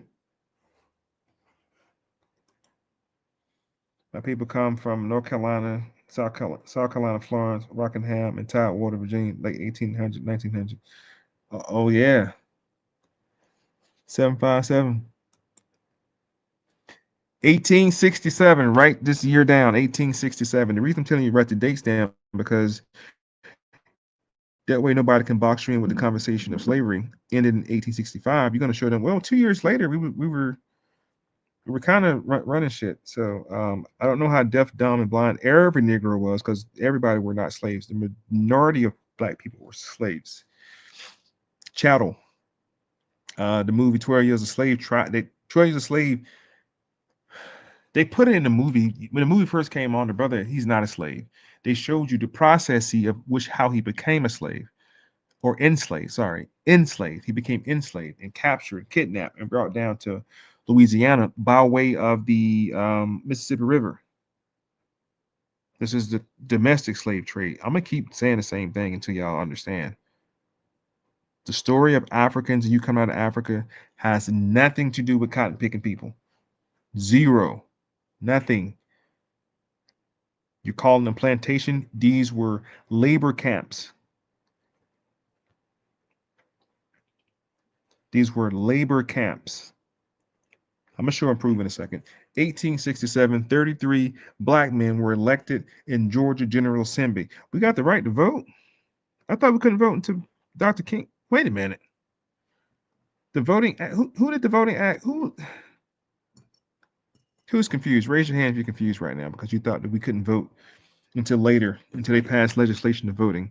No, man, we've been voting. We've been outvoting people too. 1867, 33 black men were elected to the Georgia General Assembly following the state's Constitution Convention, but they were expelled in 1868. These men were known as the original 33. Now, they got reinstated in 60, 68, 69. They got reinstated. The men known as the original 33 were among the first African American legislators in the United States. Keep in mind, if there were African people over here who were slaves in the 1800s, they could not hold political office because they're not from here. Think about that. Well, you can say, well, nor are the Europeans from here either. Yeah, but the Europeans had already had the 1779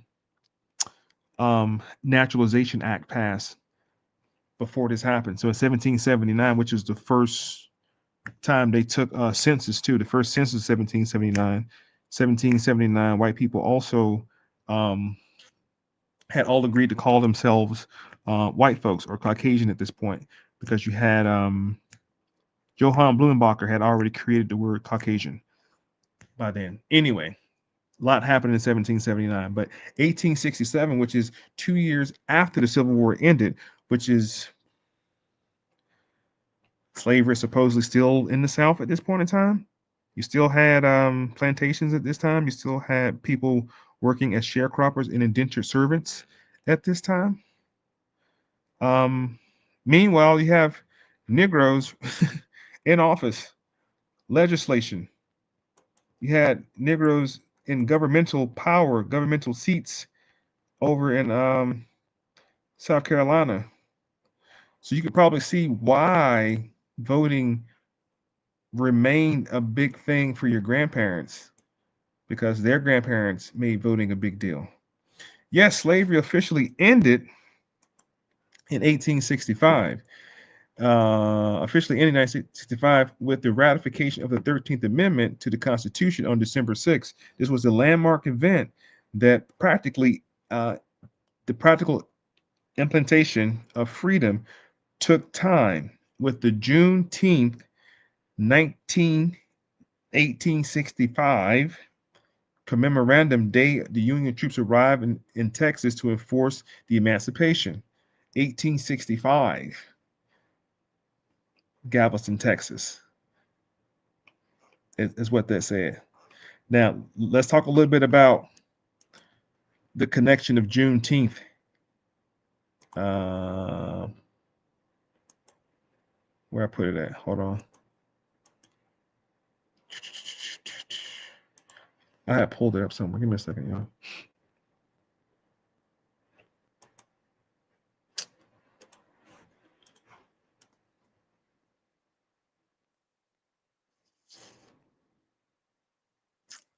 Okay, yeah, I'm sorry.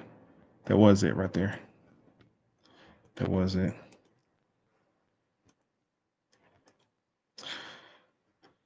Juneteenth. We're talking about 1865, Juneteenth. The key aspects of the effort. I think I put in there. Freedmen during Juneteenth taught enslaved men how to vote. Hold on.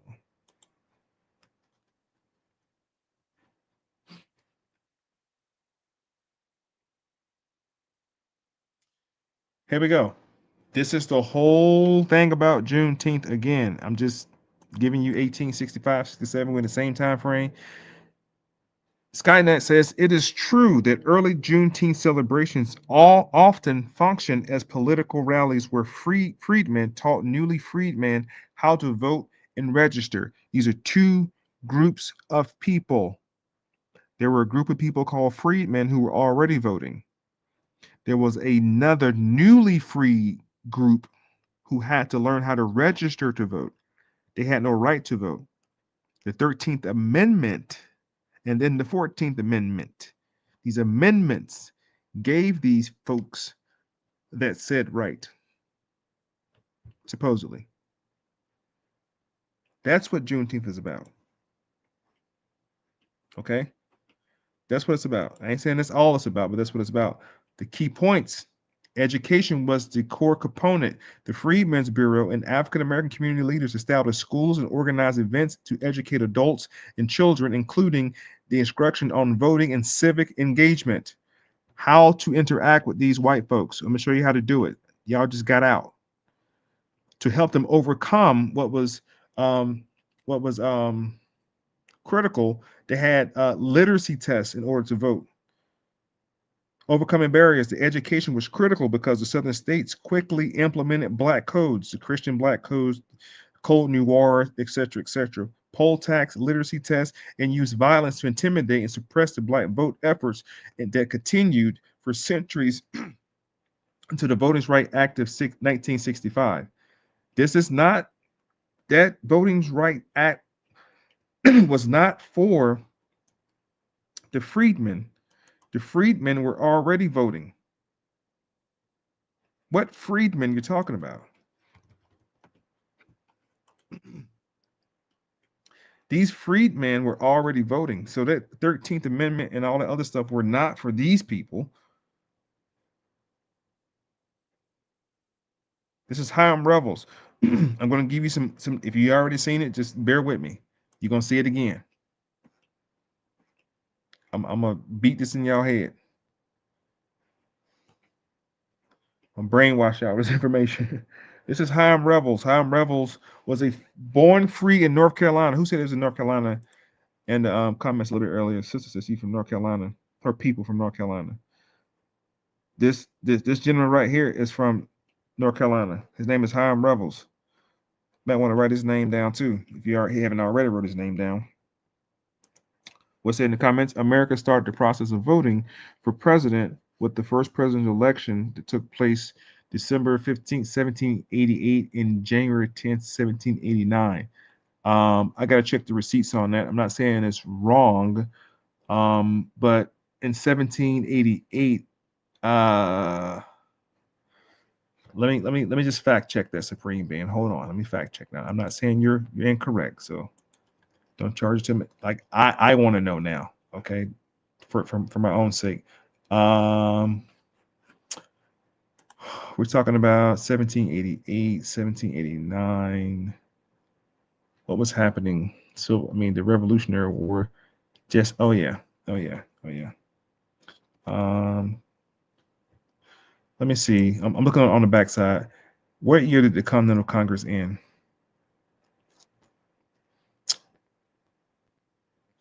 Yeah, so that's what I thought.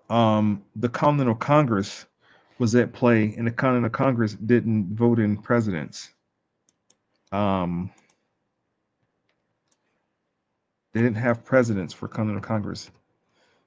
The Continental Congress, and I'm checking on the backside.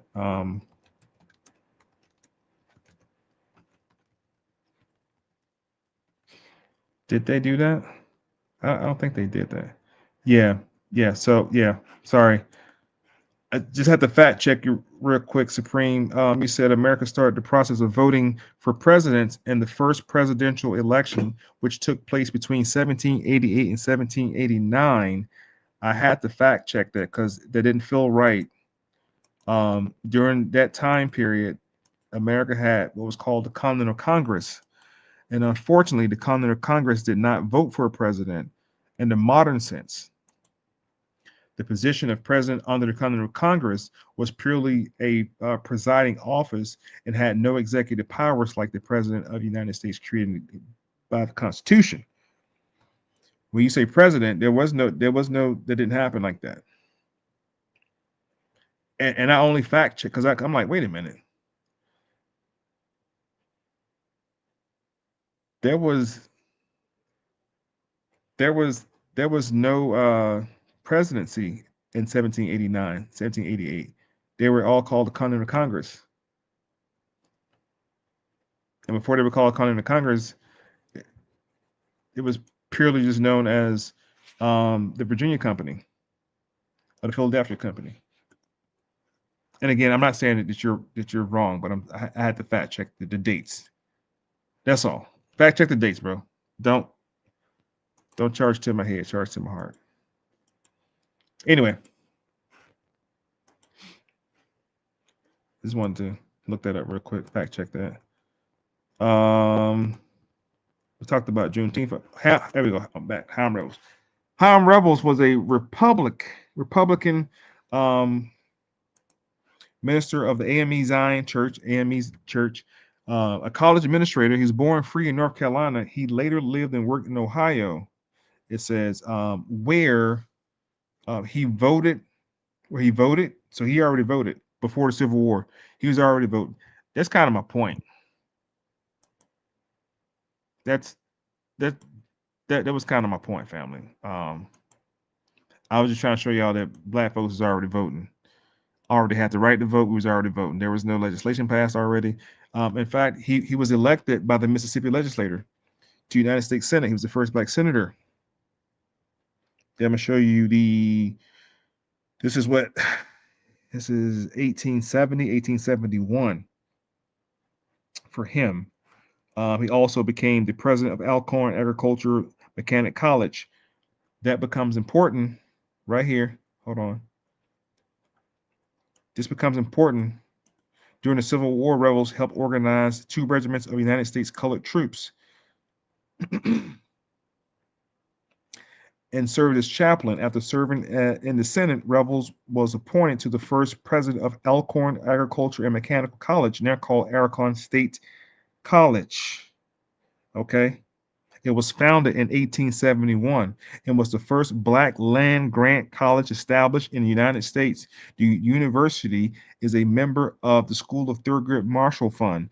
1871 was the first black land grant college established. Do you know what that land grant college was? That grant was called? It was called the Morrill Act, Mooril, something like that. The Morrill Act. It was a HBCU. He served from 1871 to 1873. Later in his life, he served again as a minister. Hiram Rebels. Something that's particular about Hiram Rebels. Hiram Rebels completed the term of the Confederate President Jefferson Davis. Did you know that? Hiram Rebels.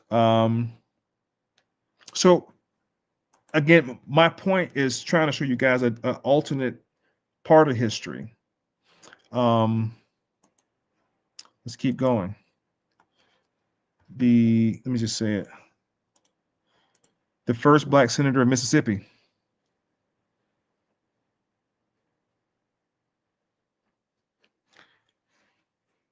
Mississippi. Now I'm gonna go the first black senator of governor of Georgia. Hold on. I'm gonna show you Georgia.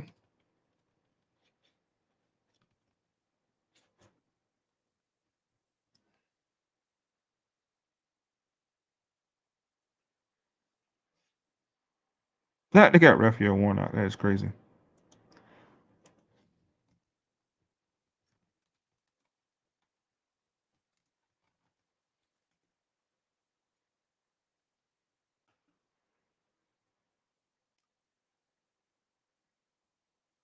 Oh, Warnock. Was it senator? There we go. I'm about to say, what the hell?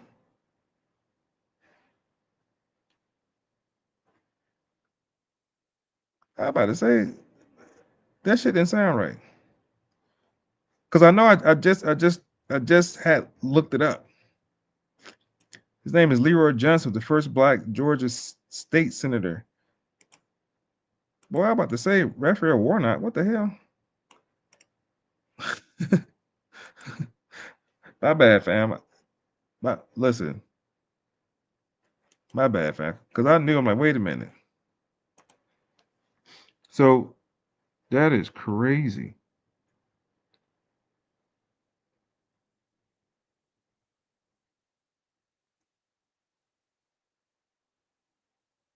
This is what we want right here. So you guys saw Mississippi State Senator.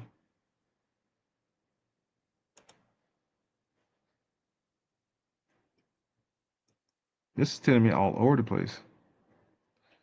I apologize, fam. This is interesting. Was he senator? He definitely wasn't governor. Give me a second.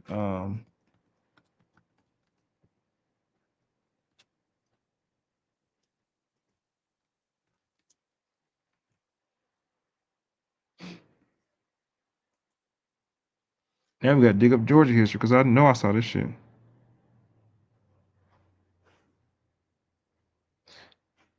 Leroy Johnson was the first African American elected to Georgia State Senate since the Reconstruction Era. Right. Who was okay? So you got to ask the right fucking question. Who was the black senator of Georgia pre-Reconstruction?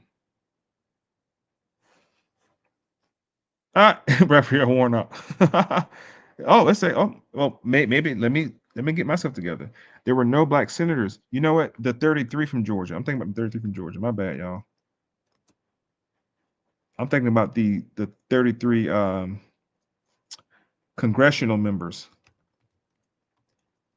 Jesus H Christ. Jeez, I don't gave these guys a whole nother seat.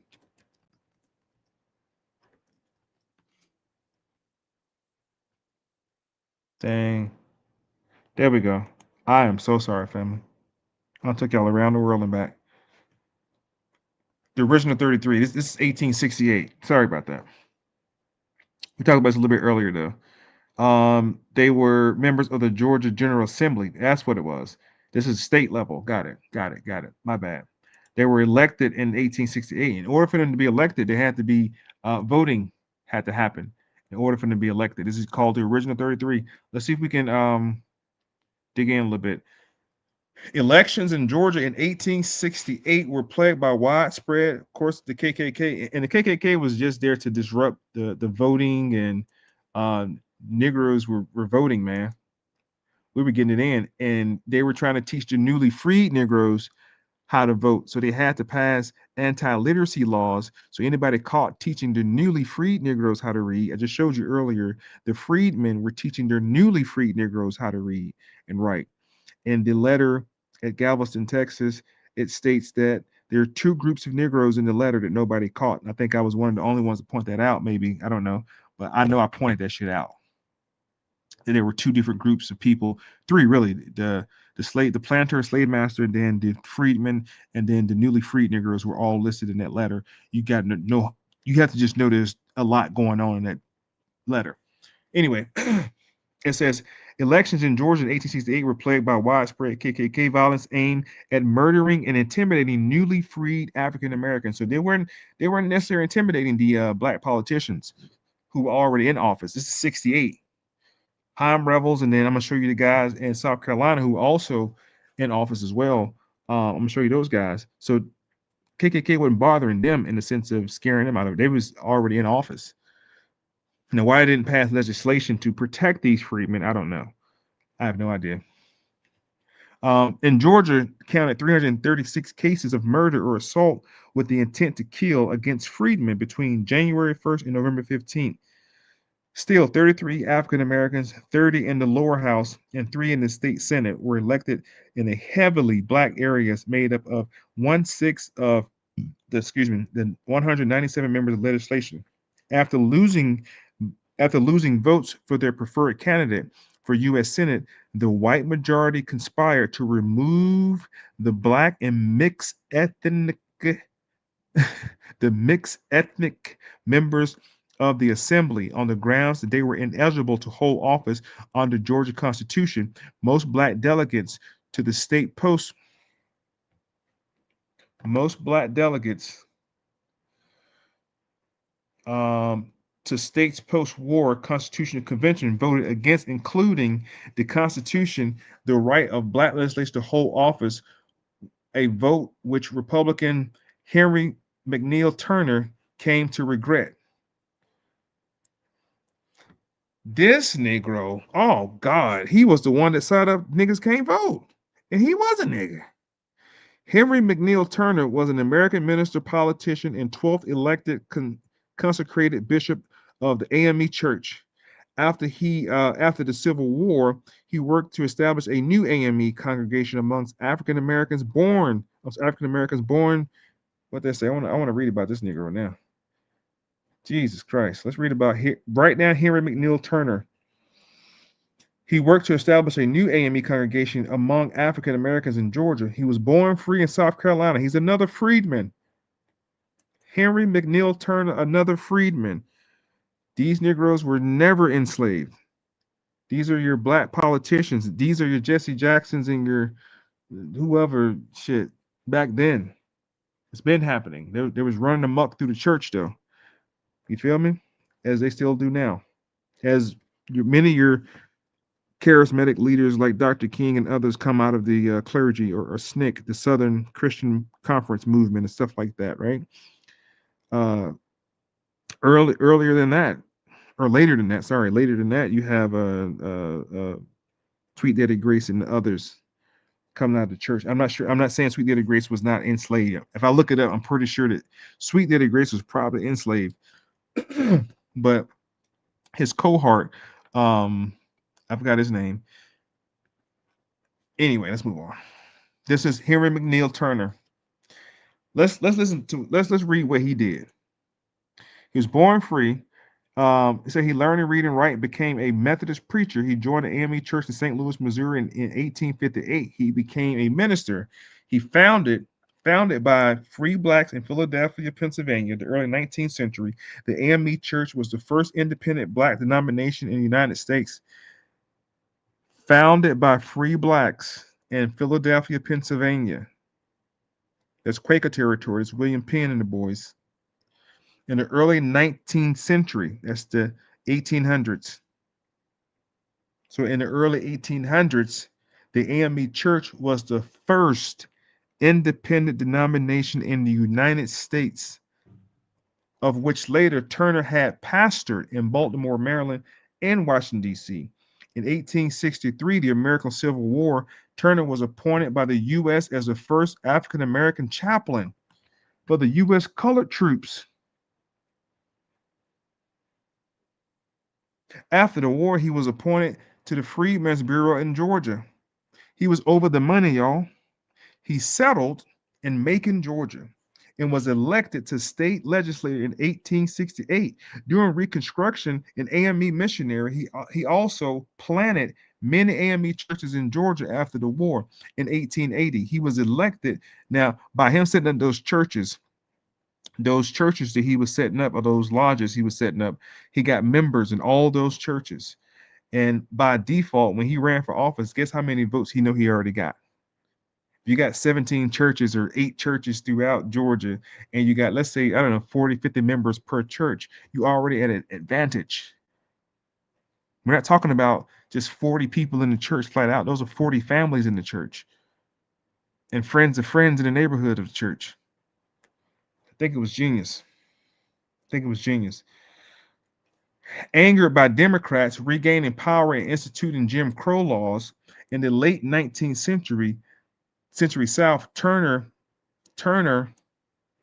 nobody called his name, huh?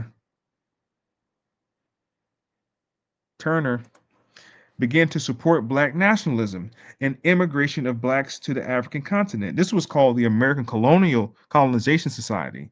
In American Colonization Society, Turner was a chief figure in the late 19th century to support immigration to Liberia. Most African American leaders of the time were pushing for rights in the United States, like W.E.B. Du Bois and others in the late 1800s, early 1900s.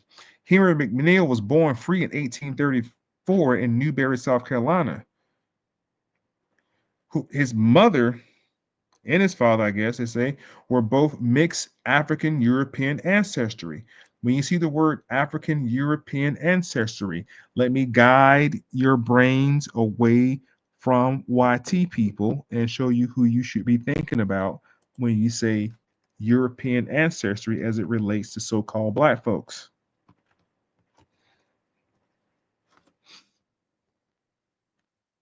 These are the Europeans they're talking about right here. I'm not going to show you any pictures because I don't want to confuse you. I just want to show you who they're talking about. Swarthy, the swarthy Europeans. Swarthy is a rare or absolute word for swarthy, which means having dark, tan, or olive colored complex. The term is often used to describe someone whose skin is darkened by the sun. And its use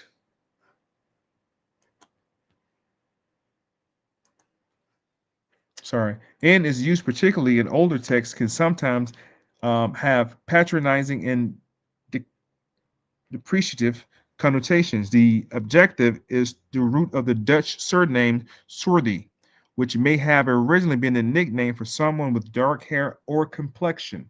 When they say of African European ancestry, don't you think about no pale skinned YT person. Do not think about no pale skinned YT person. Let me show you something right quick. These are the swarthy Europeans. Watch this. Swarthy, described as a person with dark olive or tan skin. We just covered that. In the context of Europeans, is historical referred to people from the southern and southeastern parts of the continent, such as Spaniards, Italians, Greeks. However, the term can be subject and has always been pejoratory, sometimes by figures like Benjamin Franklin, to imply that some European groups were less white than others, like the English or Saxons, because there were other European groups besides the English or the Brits or the Saxons. There were other groups in Europe at this time. I just wanted to do a quick build on when you hear the word Afro-European or you have European ancestry, don't you think that you look like no YT person? Don't dare think that. So Henry McNeill was both of mixed African European ancestry, Moor and African, or can't say Moor and Africans. They are Africans, just African ancestry. Some sources say he was born in Abbeville, South Carolina. His paternal grandparents were a white woman planter and an African man. According to slave laws in the colonies, the white women's mixed race children were born free because she is white and free. I know I did a horrible job of reading. Let's read that again. Henry McNeill was born 1834 in Newberry, South Carolina, to Sarah Greer and Hartley Turner, who were both of mixed African European ancestry. Some sources say that he was born in Abbeville, South Carolina. His paternal grandparents were a white woman planter, slaver, plantation owner, planter, and an African man. According to the slave law in the colony, the white woman's mixed race children were born free because she was free. Basically, because in reverse to that was been another terminology that we don't have to get into with black women who were enslaved. If the child was born in the condition of the mother, basically. According to family's oral tradition, his maternal grandfather had been enslaved in the continent of Africa and parts imported to South Carolina, where where he was renamed David Greer. Slave traders subsequently noticed that he had royal Mandingo tribal marks. This is Henry McNeill. Sorry if you're just tuning in. I'm talking about the good brother Henry McNeill right here. Henry McNeill, born free in South Carolina. He founded many AME Zion churches throughout. This is in the 1800s, 1850s. This is pre-Civil War shit. Crazy. And it said that he had royal Mandingo tribal marks. on his face here. According to the family, he began work for a Quaker. Those are the people in what's it called? Those are the people in Pennsylvania I was talking about earlier. The Quakers were people belonging to the Religious Society of Friends, originally known as the Society of Friends, a historical Protestant Christian set denomination. Members refer to each other as friends after John 15:14 in the Bible. Originally, others referred to them as, and it goes on about them. These are the people in Philadelphia and Pennsylvania, sorry, the Oatmeal Quaker people. Greer married a free African woman, so his wife was also free. This is the group of people I told you about before called the free people of color. I hope I hope you guys are getting to understand that there was a whole bunch of free black people who had nothing to do with slavery. If there was a HR department back then, you would not heard of slavery the way you heard of it because it was just an equitable pay. They were working the crap out of people for free and not paying them and putting them in debt over and over because of seed and tools, and they couldn't really read the new rules, and because you couldn't, not because you're stupid, just because y'all just making up shit as y'all go. Now this says at the time, South Carolina law prohibited the teaching of Africans to read and write. When Turner was apprenticed to work in the cotton field alongside captured Africans, he ran away to Abbeville. He found a job as a custodian for a law firm in Abbeville. When he was working as an apprentice in the cotton fields alongside Africans. When he was working as an apprentice.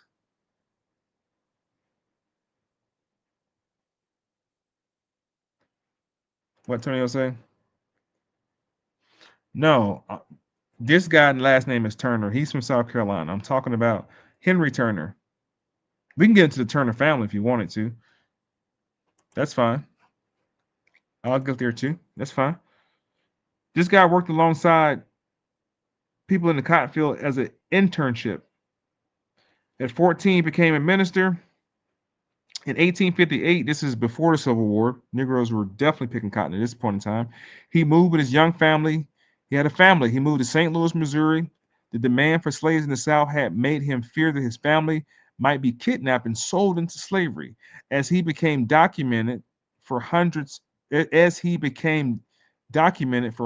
free blacks, the Fugitive Slave Laws of 1850. There's a prior Fugitive Slave Act of the 1700s that were for free white people and runaway white people from the North. This is the second Fugitive Slave Act right here. This is of the 1850s. There's one prior to this one also. Okay, let's be clear about that. Who dealt with runaway white people from the North running down south. It says the Fugitive Slave Act 1850 had increased incentives for the captures of refugee slaves and offered few protections for free blacks against illegal capture. This did not apply to freed blacks. The newly freed blacks. It required little documentation by slave traders or people hired to be slave catchers to prove a person's slave status. In St. Louis, Turner became ordained as a minister in AME Church, which he founded in Philadelphia. It says the first independent black denomination in the United States. He studied classics, Hebrew, and divinity at Trinity College.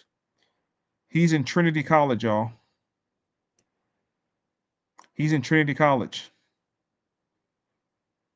Now, 1850 Fugitive Slave Act. Watch this. I'm gonna highlight Trinity College right quick. This is Henry McNeil. He was able to go to college.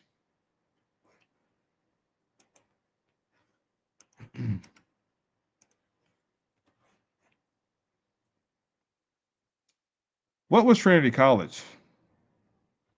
It was in Hartford, Connecticut. Watch this.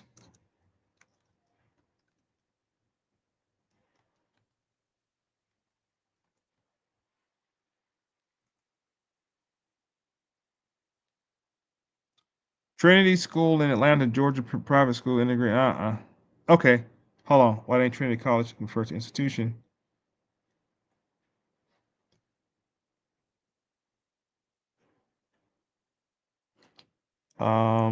What was the first integrated college? I got it wrong. Oberlin, founded in Ohio. I know they both in Ohio. That was the whole point. This is Ohio. That's the whole point. Okay. 1833 was the first integrated college in the United States, officially admitting both black and white students to begin in 1835. 1835. They were picking cotton in 1835. Black people was in college in 1835. Black people was in college before it. Come on, man. Make it make sense. That's how you had your black politicians, legislators, and congressmen and senators. Why they keep showing y'all this slavery stuff when you in cotton fields and Yessa Massa and Django and Roots, and why they keep showing y'all this stuff? Why not teaching y'all this stuff that you were already integrated in 1833 without the Civil Rights Act? Before 1860, sorry, before 1960, before Selma, before Dr. King, before Rosa, before NAACP. You was already doing it. And you had your own cities, own towns, own banks. This is the Freedmen's Bureau. After they crashed, Negroes still thrived. The Freedmen's Bureau wasn't the end all be all. It was a great help for a lot of people, but it wasn't the end all be all. After it was demolished, I think Frederick Douglass took over at the end after they had destroyed the finances. They put Frederick Douglass in there, the Freedmen's Bureau. This is the first integrated college in Ohio. And I think the word Ohio triggered me thinking that Trinity College was, but anyway, Trinity College is in Hartford, Connecticut. My mind went to something else. I apologize. 33 were the first 33 African American members of Georgia General Assembly. That's what it was. So we have Hiram Revels, the first black senator. First of all, let's go here real quick. 1868, you had 33 black folks in the Georgia General Assembly. 1868 was 3 years post Civil War. Then you have Hiram Revels. Okay, Hiram Revels was the first senator. These are just put the dates beside the names. I promise you. Hiram Revels, first black senator of Mississippi.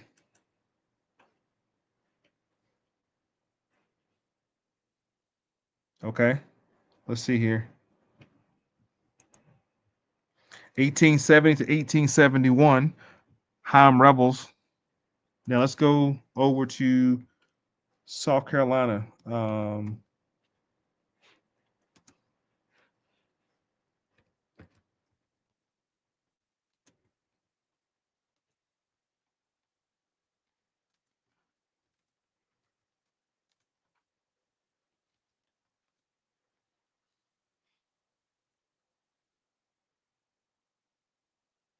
I'll put post Civil War.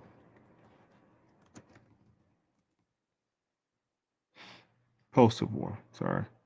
Notable black politicians post Civil War. South Carolina included Joseph Rainey, the first African American to serve in the U.S. House of Representatives. Robert Smalls, a Civil War hero who became state legislator and U.S. congressman.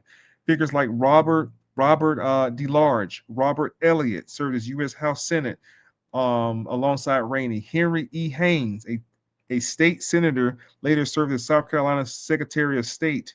These are all black folks. Robert Smalls was born enslaved. That means the condition of his mother. He was born into that. He became a Civil War hero by stealing the Confederate ship, Planter of Freedom. That was a good story. Robert Smalls did that. Served in South Carolina state legislation for House Representative and considered the father of public school system after writing legislation for free compulsory public education in South Carolina, the first in the nation. Now watch this. Robert Smalls, they say, a Negro is considered the father of public school system. Watch this. Watch when I put it in here. I'm gonna put who is. We're gonna see if it give us Robert Smalls or somebody else. Watch this. See how it gave us Horace Mann? Horace Mann is known as the father of public school system for his works as the first secretary of Massachusetts Board of Education 1830s. You see that? I just put who. Let's go back. Robert Smalls, who is a notable black politician, is considered the father of public school system after writing legislation for free compulsory public education in South Carolina and the first in the nation, period. So you have Horace Mann, a European, who's known as the father of public education. Then you have Robert Smalls, who's the father of public education after writing legislation for free compulsory public education in South Carolina and first in the nation. That's why you got to, man, you got to read all the history, y'all. I'm telling y'all, man. Joseph Rainey, born into slavery. His father was purchased. His father purchased the family's freedom. That means he just paid the debt off. Was the first African American to serve in the U.S. House of Representatives, taking his seat in 1870. He helped write the new state constitution in 1868. A new constitution was written by a black man, Henry E. Haynes, born free. He became a state senator and was a delegate in 1868, served as Secretary of State from South Carolina. Robert DeLarge became the South Carolina State Representative in 1868, elected House of Representatives in 1870. This is the famous picture, or the infamous picture, photograph of those gentlemen. I got to open up another tab. Sorry, y'all. Let's put up the photo. And I'm only doing this to refute the fact that black people were slaves and all that other foolishness that they try to perpetuate, like we were just a bunch of crazy people. You know what I'm saying? That's what I'm attempting to do tonight, is to show you guys, like, look, man, I got to start arguing the other side of history. Like, look, yeah, Negroes were picking cotton, but a lot other Negroes were not picking cotton. And these are not the 33 from Georgia, by the way. Well, they got a little bit of everybody in this picture, but like, these are all state senators and legislators, South Carolina, Georgia, and Mississippi. During the height of cotton picking, during the height of runaway slaves, during the height of slavery, these people were running the government post Civil War. That's Freedmen's Bureau. There's so much history between the Reconstruction and antebellum period, Reconstruction, all that shit. There's so much untold history, guys, that you guys have to know, man. And then you have to be able to differentiate the Africans who were enslaved against the natives who were enslaved, against just the freedmen who were never enslaved. There were different partials of people. Okay. Let's look this up real quick. Say, for example,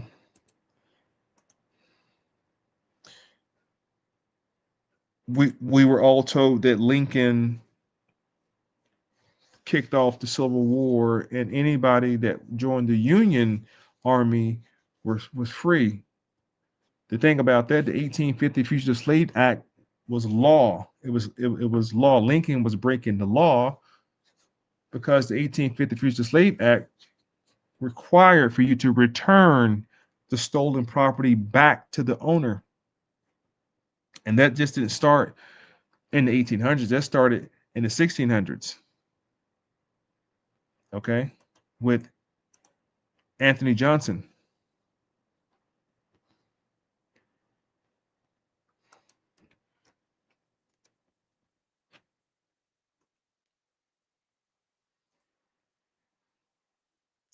Anthony Johnson, I won't go too much into it because I already covered it a lot, but he's from Angola. He was an indentured servant. He became a tobacco farmer, and he is known as the patriarch of the first community of Negro property owners in America. He became known as the patriarch of the father of Negro property owners, or the first community, rather, sorry, the first community of Negro property owners. So these people were freedmen. The group that he became the patriarch of, this is Anthony Johnson. He's an Angolan. He's an African in America, not an African American. They're called Africans in America. So you can't call yourself African American because you're not an African in America. He was from the kingdom of Ndongo. I told you guys before, the kingdom of Ndongo, or Portuguese Angola, they call it. The kingdom of Ndongo was ran by Queen Nzinga. And we know Queen Nzinga was shipping out Africans by the thousands by way of the Portuguese for protection from the Dutch traders, right? So this is Anthony Johnson. Anthony Johnson was from Angola. He was right here, a rendering of him supposedly. 1650, African man by the name of Anthony Johnson won a court case against for his slave John Castor. John Castor is not the first African slave to be enslaved. John Punch was the first one. So you have John Castor and John Punch. If you don't know what I'm talking about, y'all, just write this shit down. John Castor, Casor, and John Punch, Punch, John Punch. Okay, Anthony Johnson from Angola. And I told you before that the other Africans were from Angola who came to the shores of Hampton, Virginia. Those were also Africans as well. But some more notable. This is the time period. This is crazy. The time period of Anthony Johnson is the 1600s. I'm now going to jump back to the 1800s. Let's see here.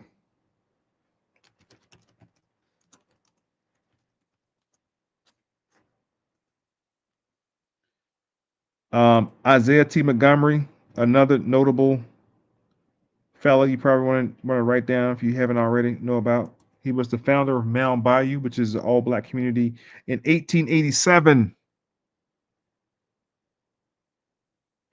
1887, not 1920 nothing, not Tulsa, Oklahoma. This is way before Tulsa, Oklahoma. They purchased 840 acres of land, creating a self-sufficient all-black community in Mississippi Delta. This is what William T. Montgomery did. I'm sorry, Isaiah T. Montgomery and Benjamin T. Green, who were former slaves. They worked at the Davis Bend plantation, which served as a prototype for a Mound Bayou. The community was founded in 1887. Write down 1887. 1887. You guys should have a lot of dates at this point. I'm giving you all these dates. 1887, right? Mound Bayou. Mound. The same mounds I just showed y'all ass earlier from the Mississippi culture. I told you these are the same people. Man, I'm through. I'm done. I am done. These are the same people. Isaiah T. Montgomery creates a community called Mound Bayou because these are the mound descendants of the mound builders, reestablishing ancient territory before Tulsa, Oklahoma, which was a reservation. This is not a reservation. This is a whole situation. This was an incorporated territory. The purpose of the town was strategically located in Mississippi Delta along the new railroad line, which provided transportation accessibility. The town was established as an independent all-black community and was intended to be safe haven from former slaves during the time of the rise of Jim Crow racism. Come on over to the Delta. Come on over to Mound Bayou. Let's learn a little bit about Isaiah T. Montgomery. Let's go back. Let's go back. Early life. Let's go back before that. Let's see who we can dig up that was a part of his situation. There's those Methodist Church.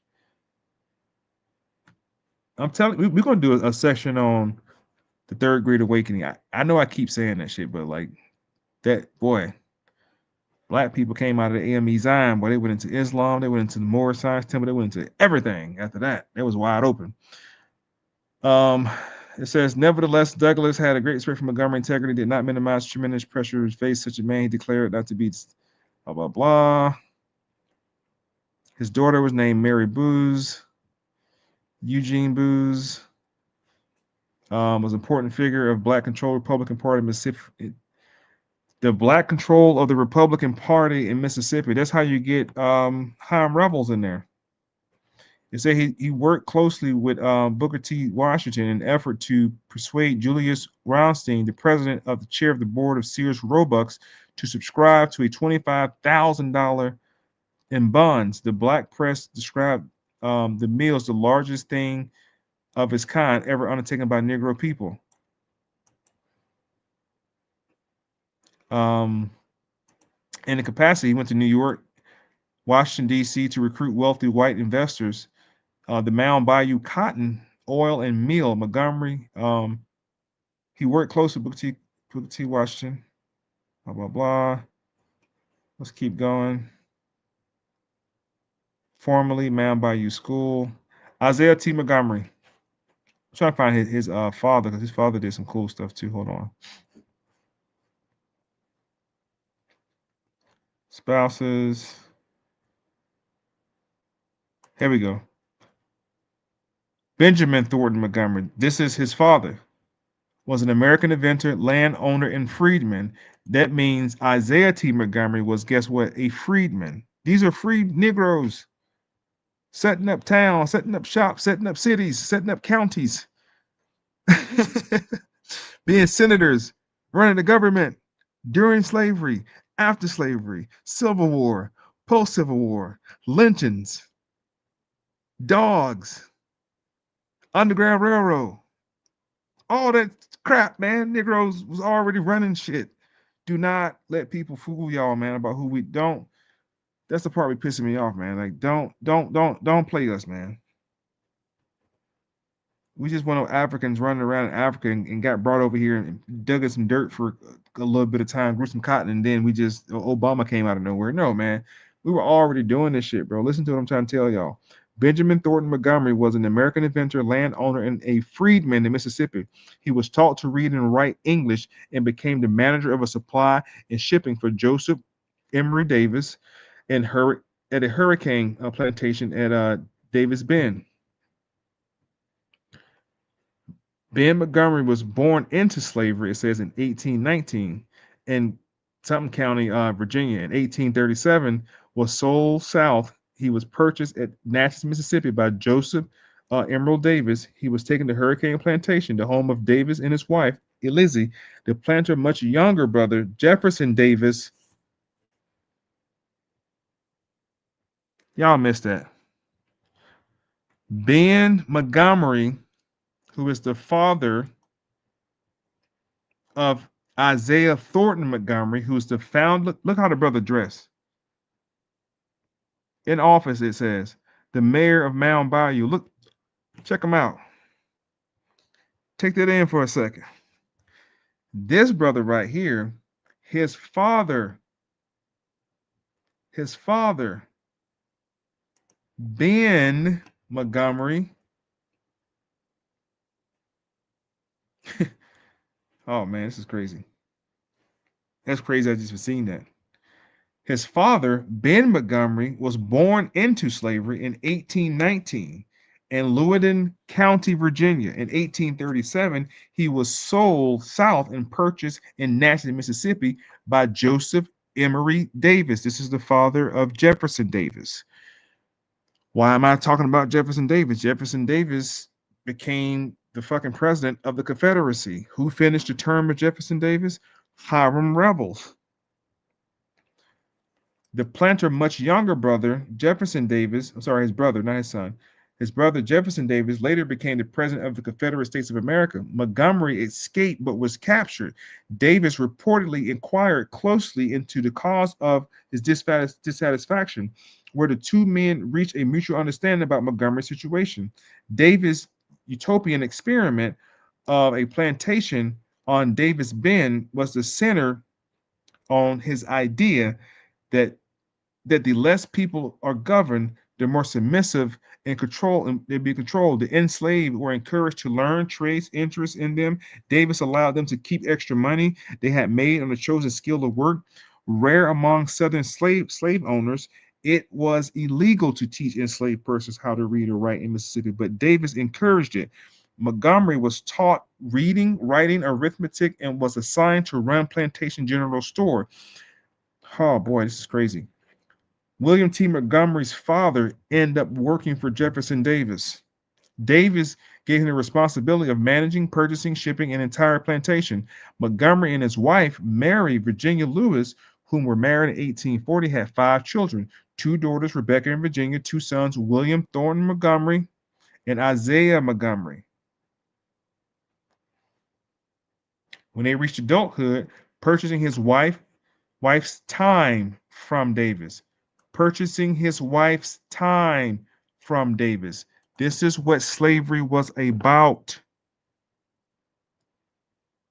You see that? You got your freedom papers? Did you pay off your debt and your obligatory duties under this contract? You did? Everything is satisfied. I don't owe nobody nothing. Cool. Let me see your paperwork, Negro. They ask in the movies. Let me see your receipt, bill of sales, the signed bill of sales that your debt has been completed. Isaiah purchased his wife's time, her freedom, from Jefferson Davis, who would become president of the Confederacy and also leave the seat for Hiram Rebels, another free black man, to sit in the seat as senator while Davis was serving as president. He was able to allow the children to be raised by Mary, and the children received an education, had access to the library. Negroes were reading and writing. Their son, William, after serving as county treasurer in Warren County, Mississippi, would later move to Dakota Territory, where he purchased a significant amount of property, working as a farmer and businessman in Red River Valley. Isaiah went on to found the community of Mound Bayou in Mississippi and pursued racial harmony throughout accommodations. In his participation in the 1890 Mississippi Constitution Convention, Isaiah's daughter's Mary Booz was a political organizer. Come on, man. This is crazy. Following the end of the Civil War, Joseph Davis, which is Jefferson Davis' brother, sold his plantation and property to Montgomery in 1866 for the sum of $300,000 as a part of a long-term loan. In 67, Montgomery became the first Afro-American elected in Mississippi when he was elected to Justice of the Peace,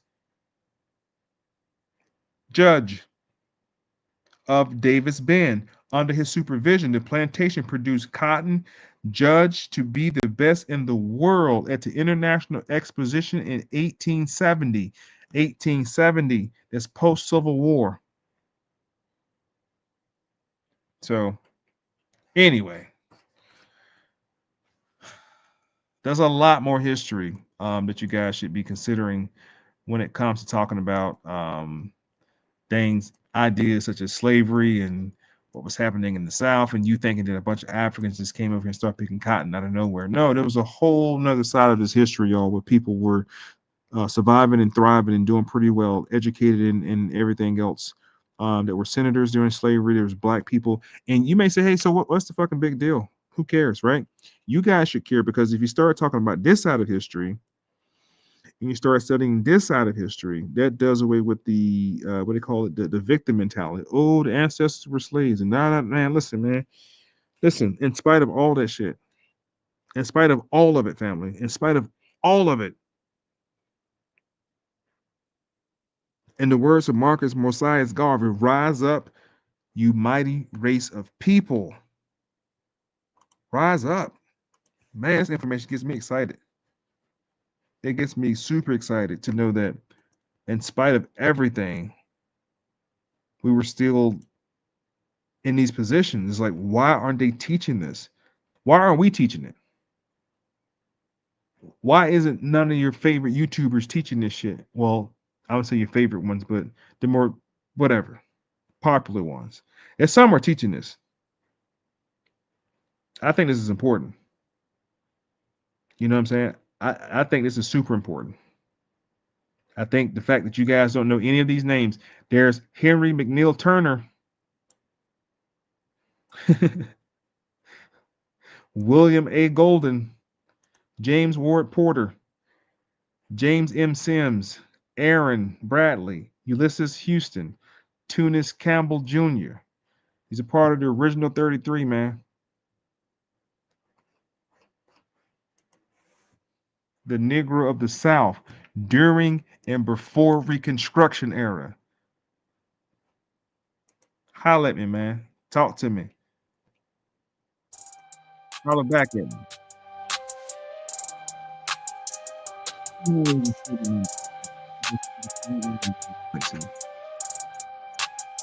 I'm not gonna hold y'all, man. I hope some of this information was okay with y'all on this evening. Hope you guys took some good notes. Copper came up and hollered at me. Shouts out to Copper for coming up and hollering at me. Listen, man, anytime y'all hop on live with me, I put the link in the bio. Join me live. You know what I'm saying? I feel like I did well. I feel like I did pretty well tonight, y'all. So listen, shoot me an email, man, to moipodcast@gmail.com. Any topics that I don't discuss, haven't discussed, you want to hear more about, shoot me a quick email. If you have not always subscribed to this YouTube channel, click that bell too. So as soon as I go live, you guys get the notification ASAP. Subscribe, man. Share this post. I appreciate y'all, man. Peace and light. Who taught you to hate the texture of your hair? Who taught you to hate the color of your skin to such extent that you bleach to get like the white man?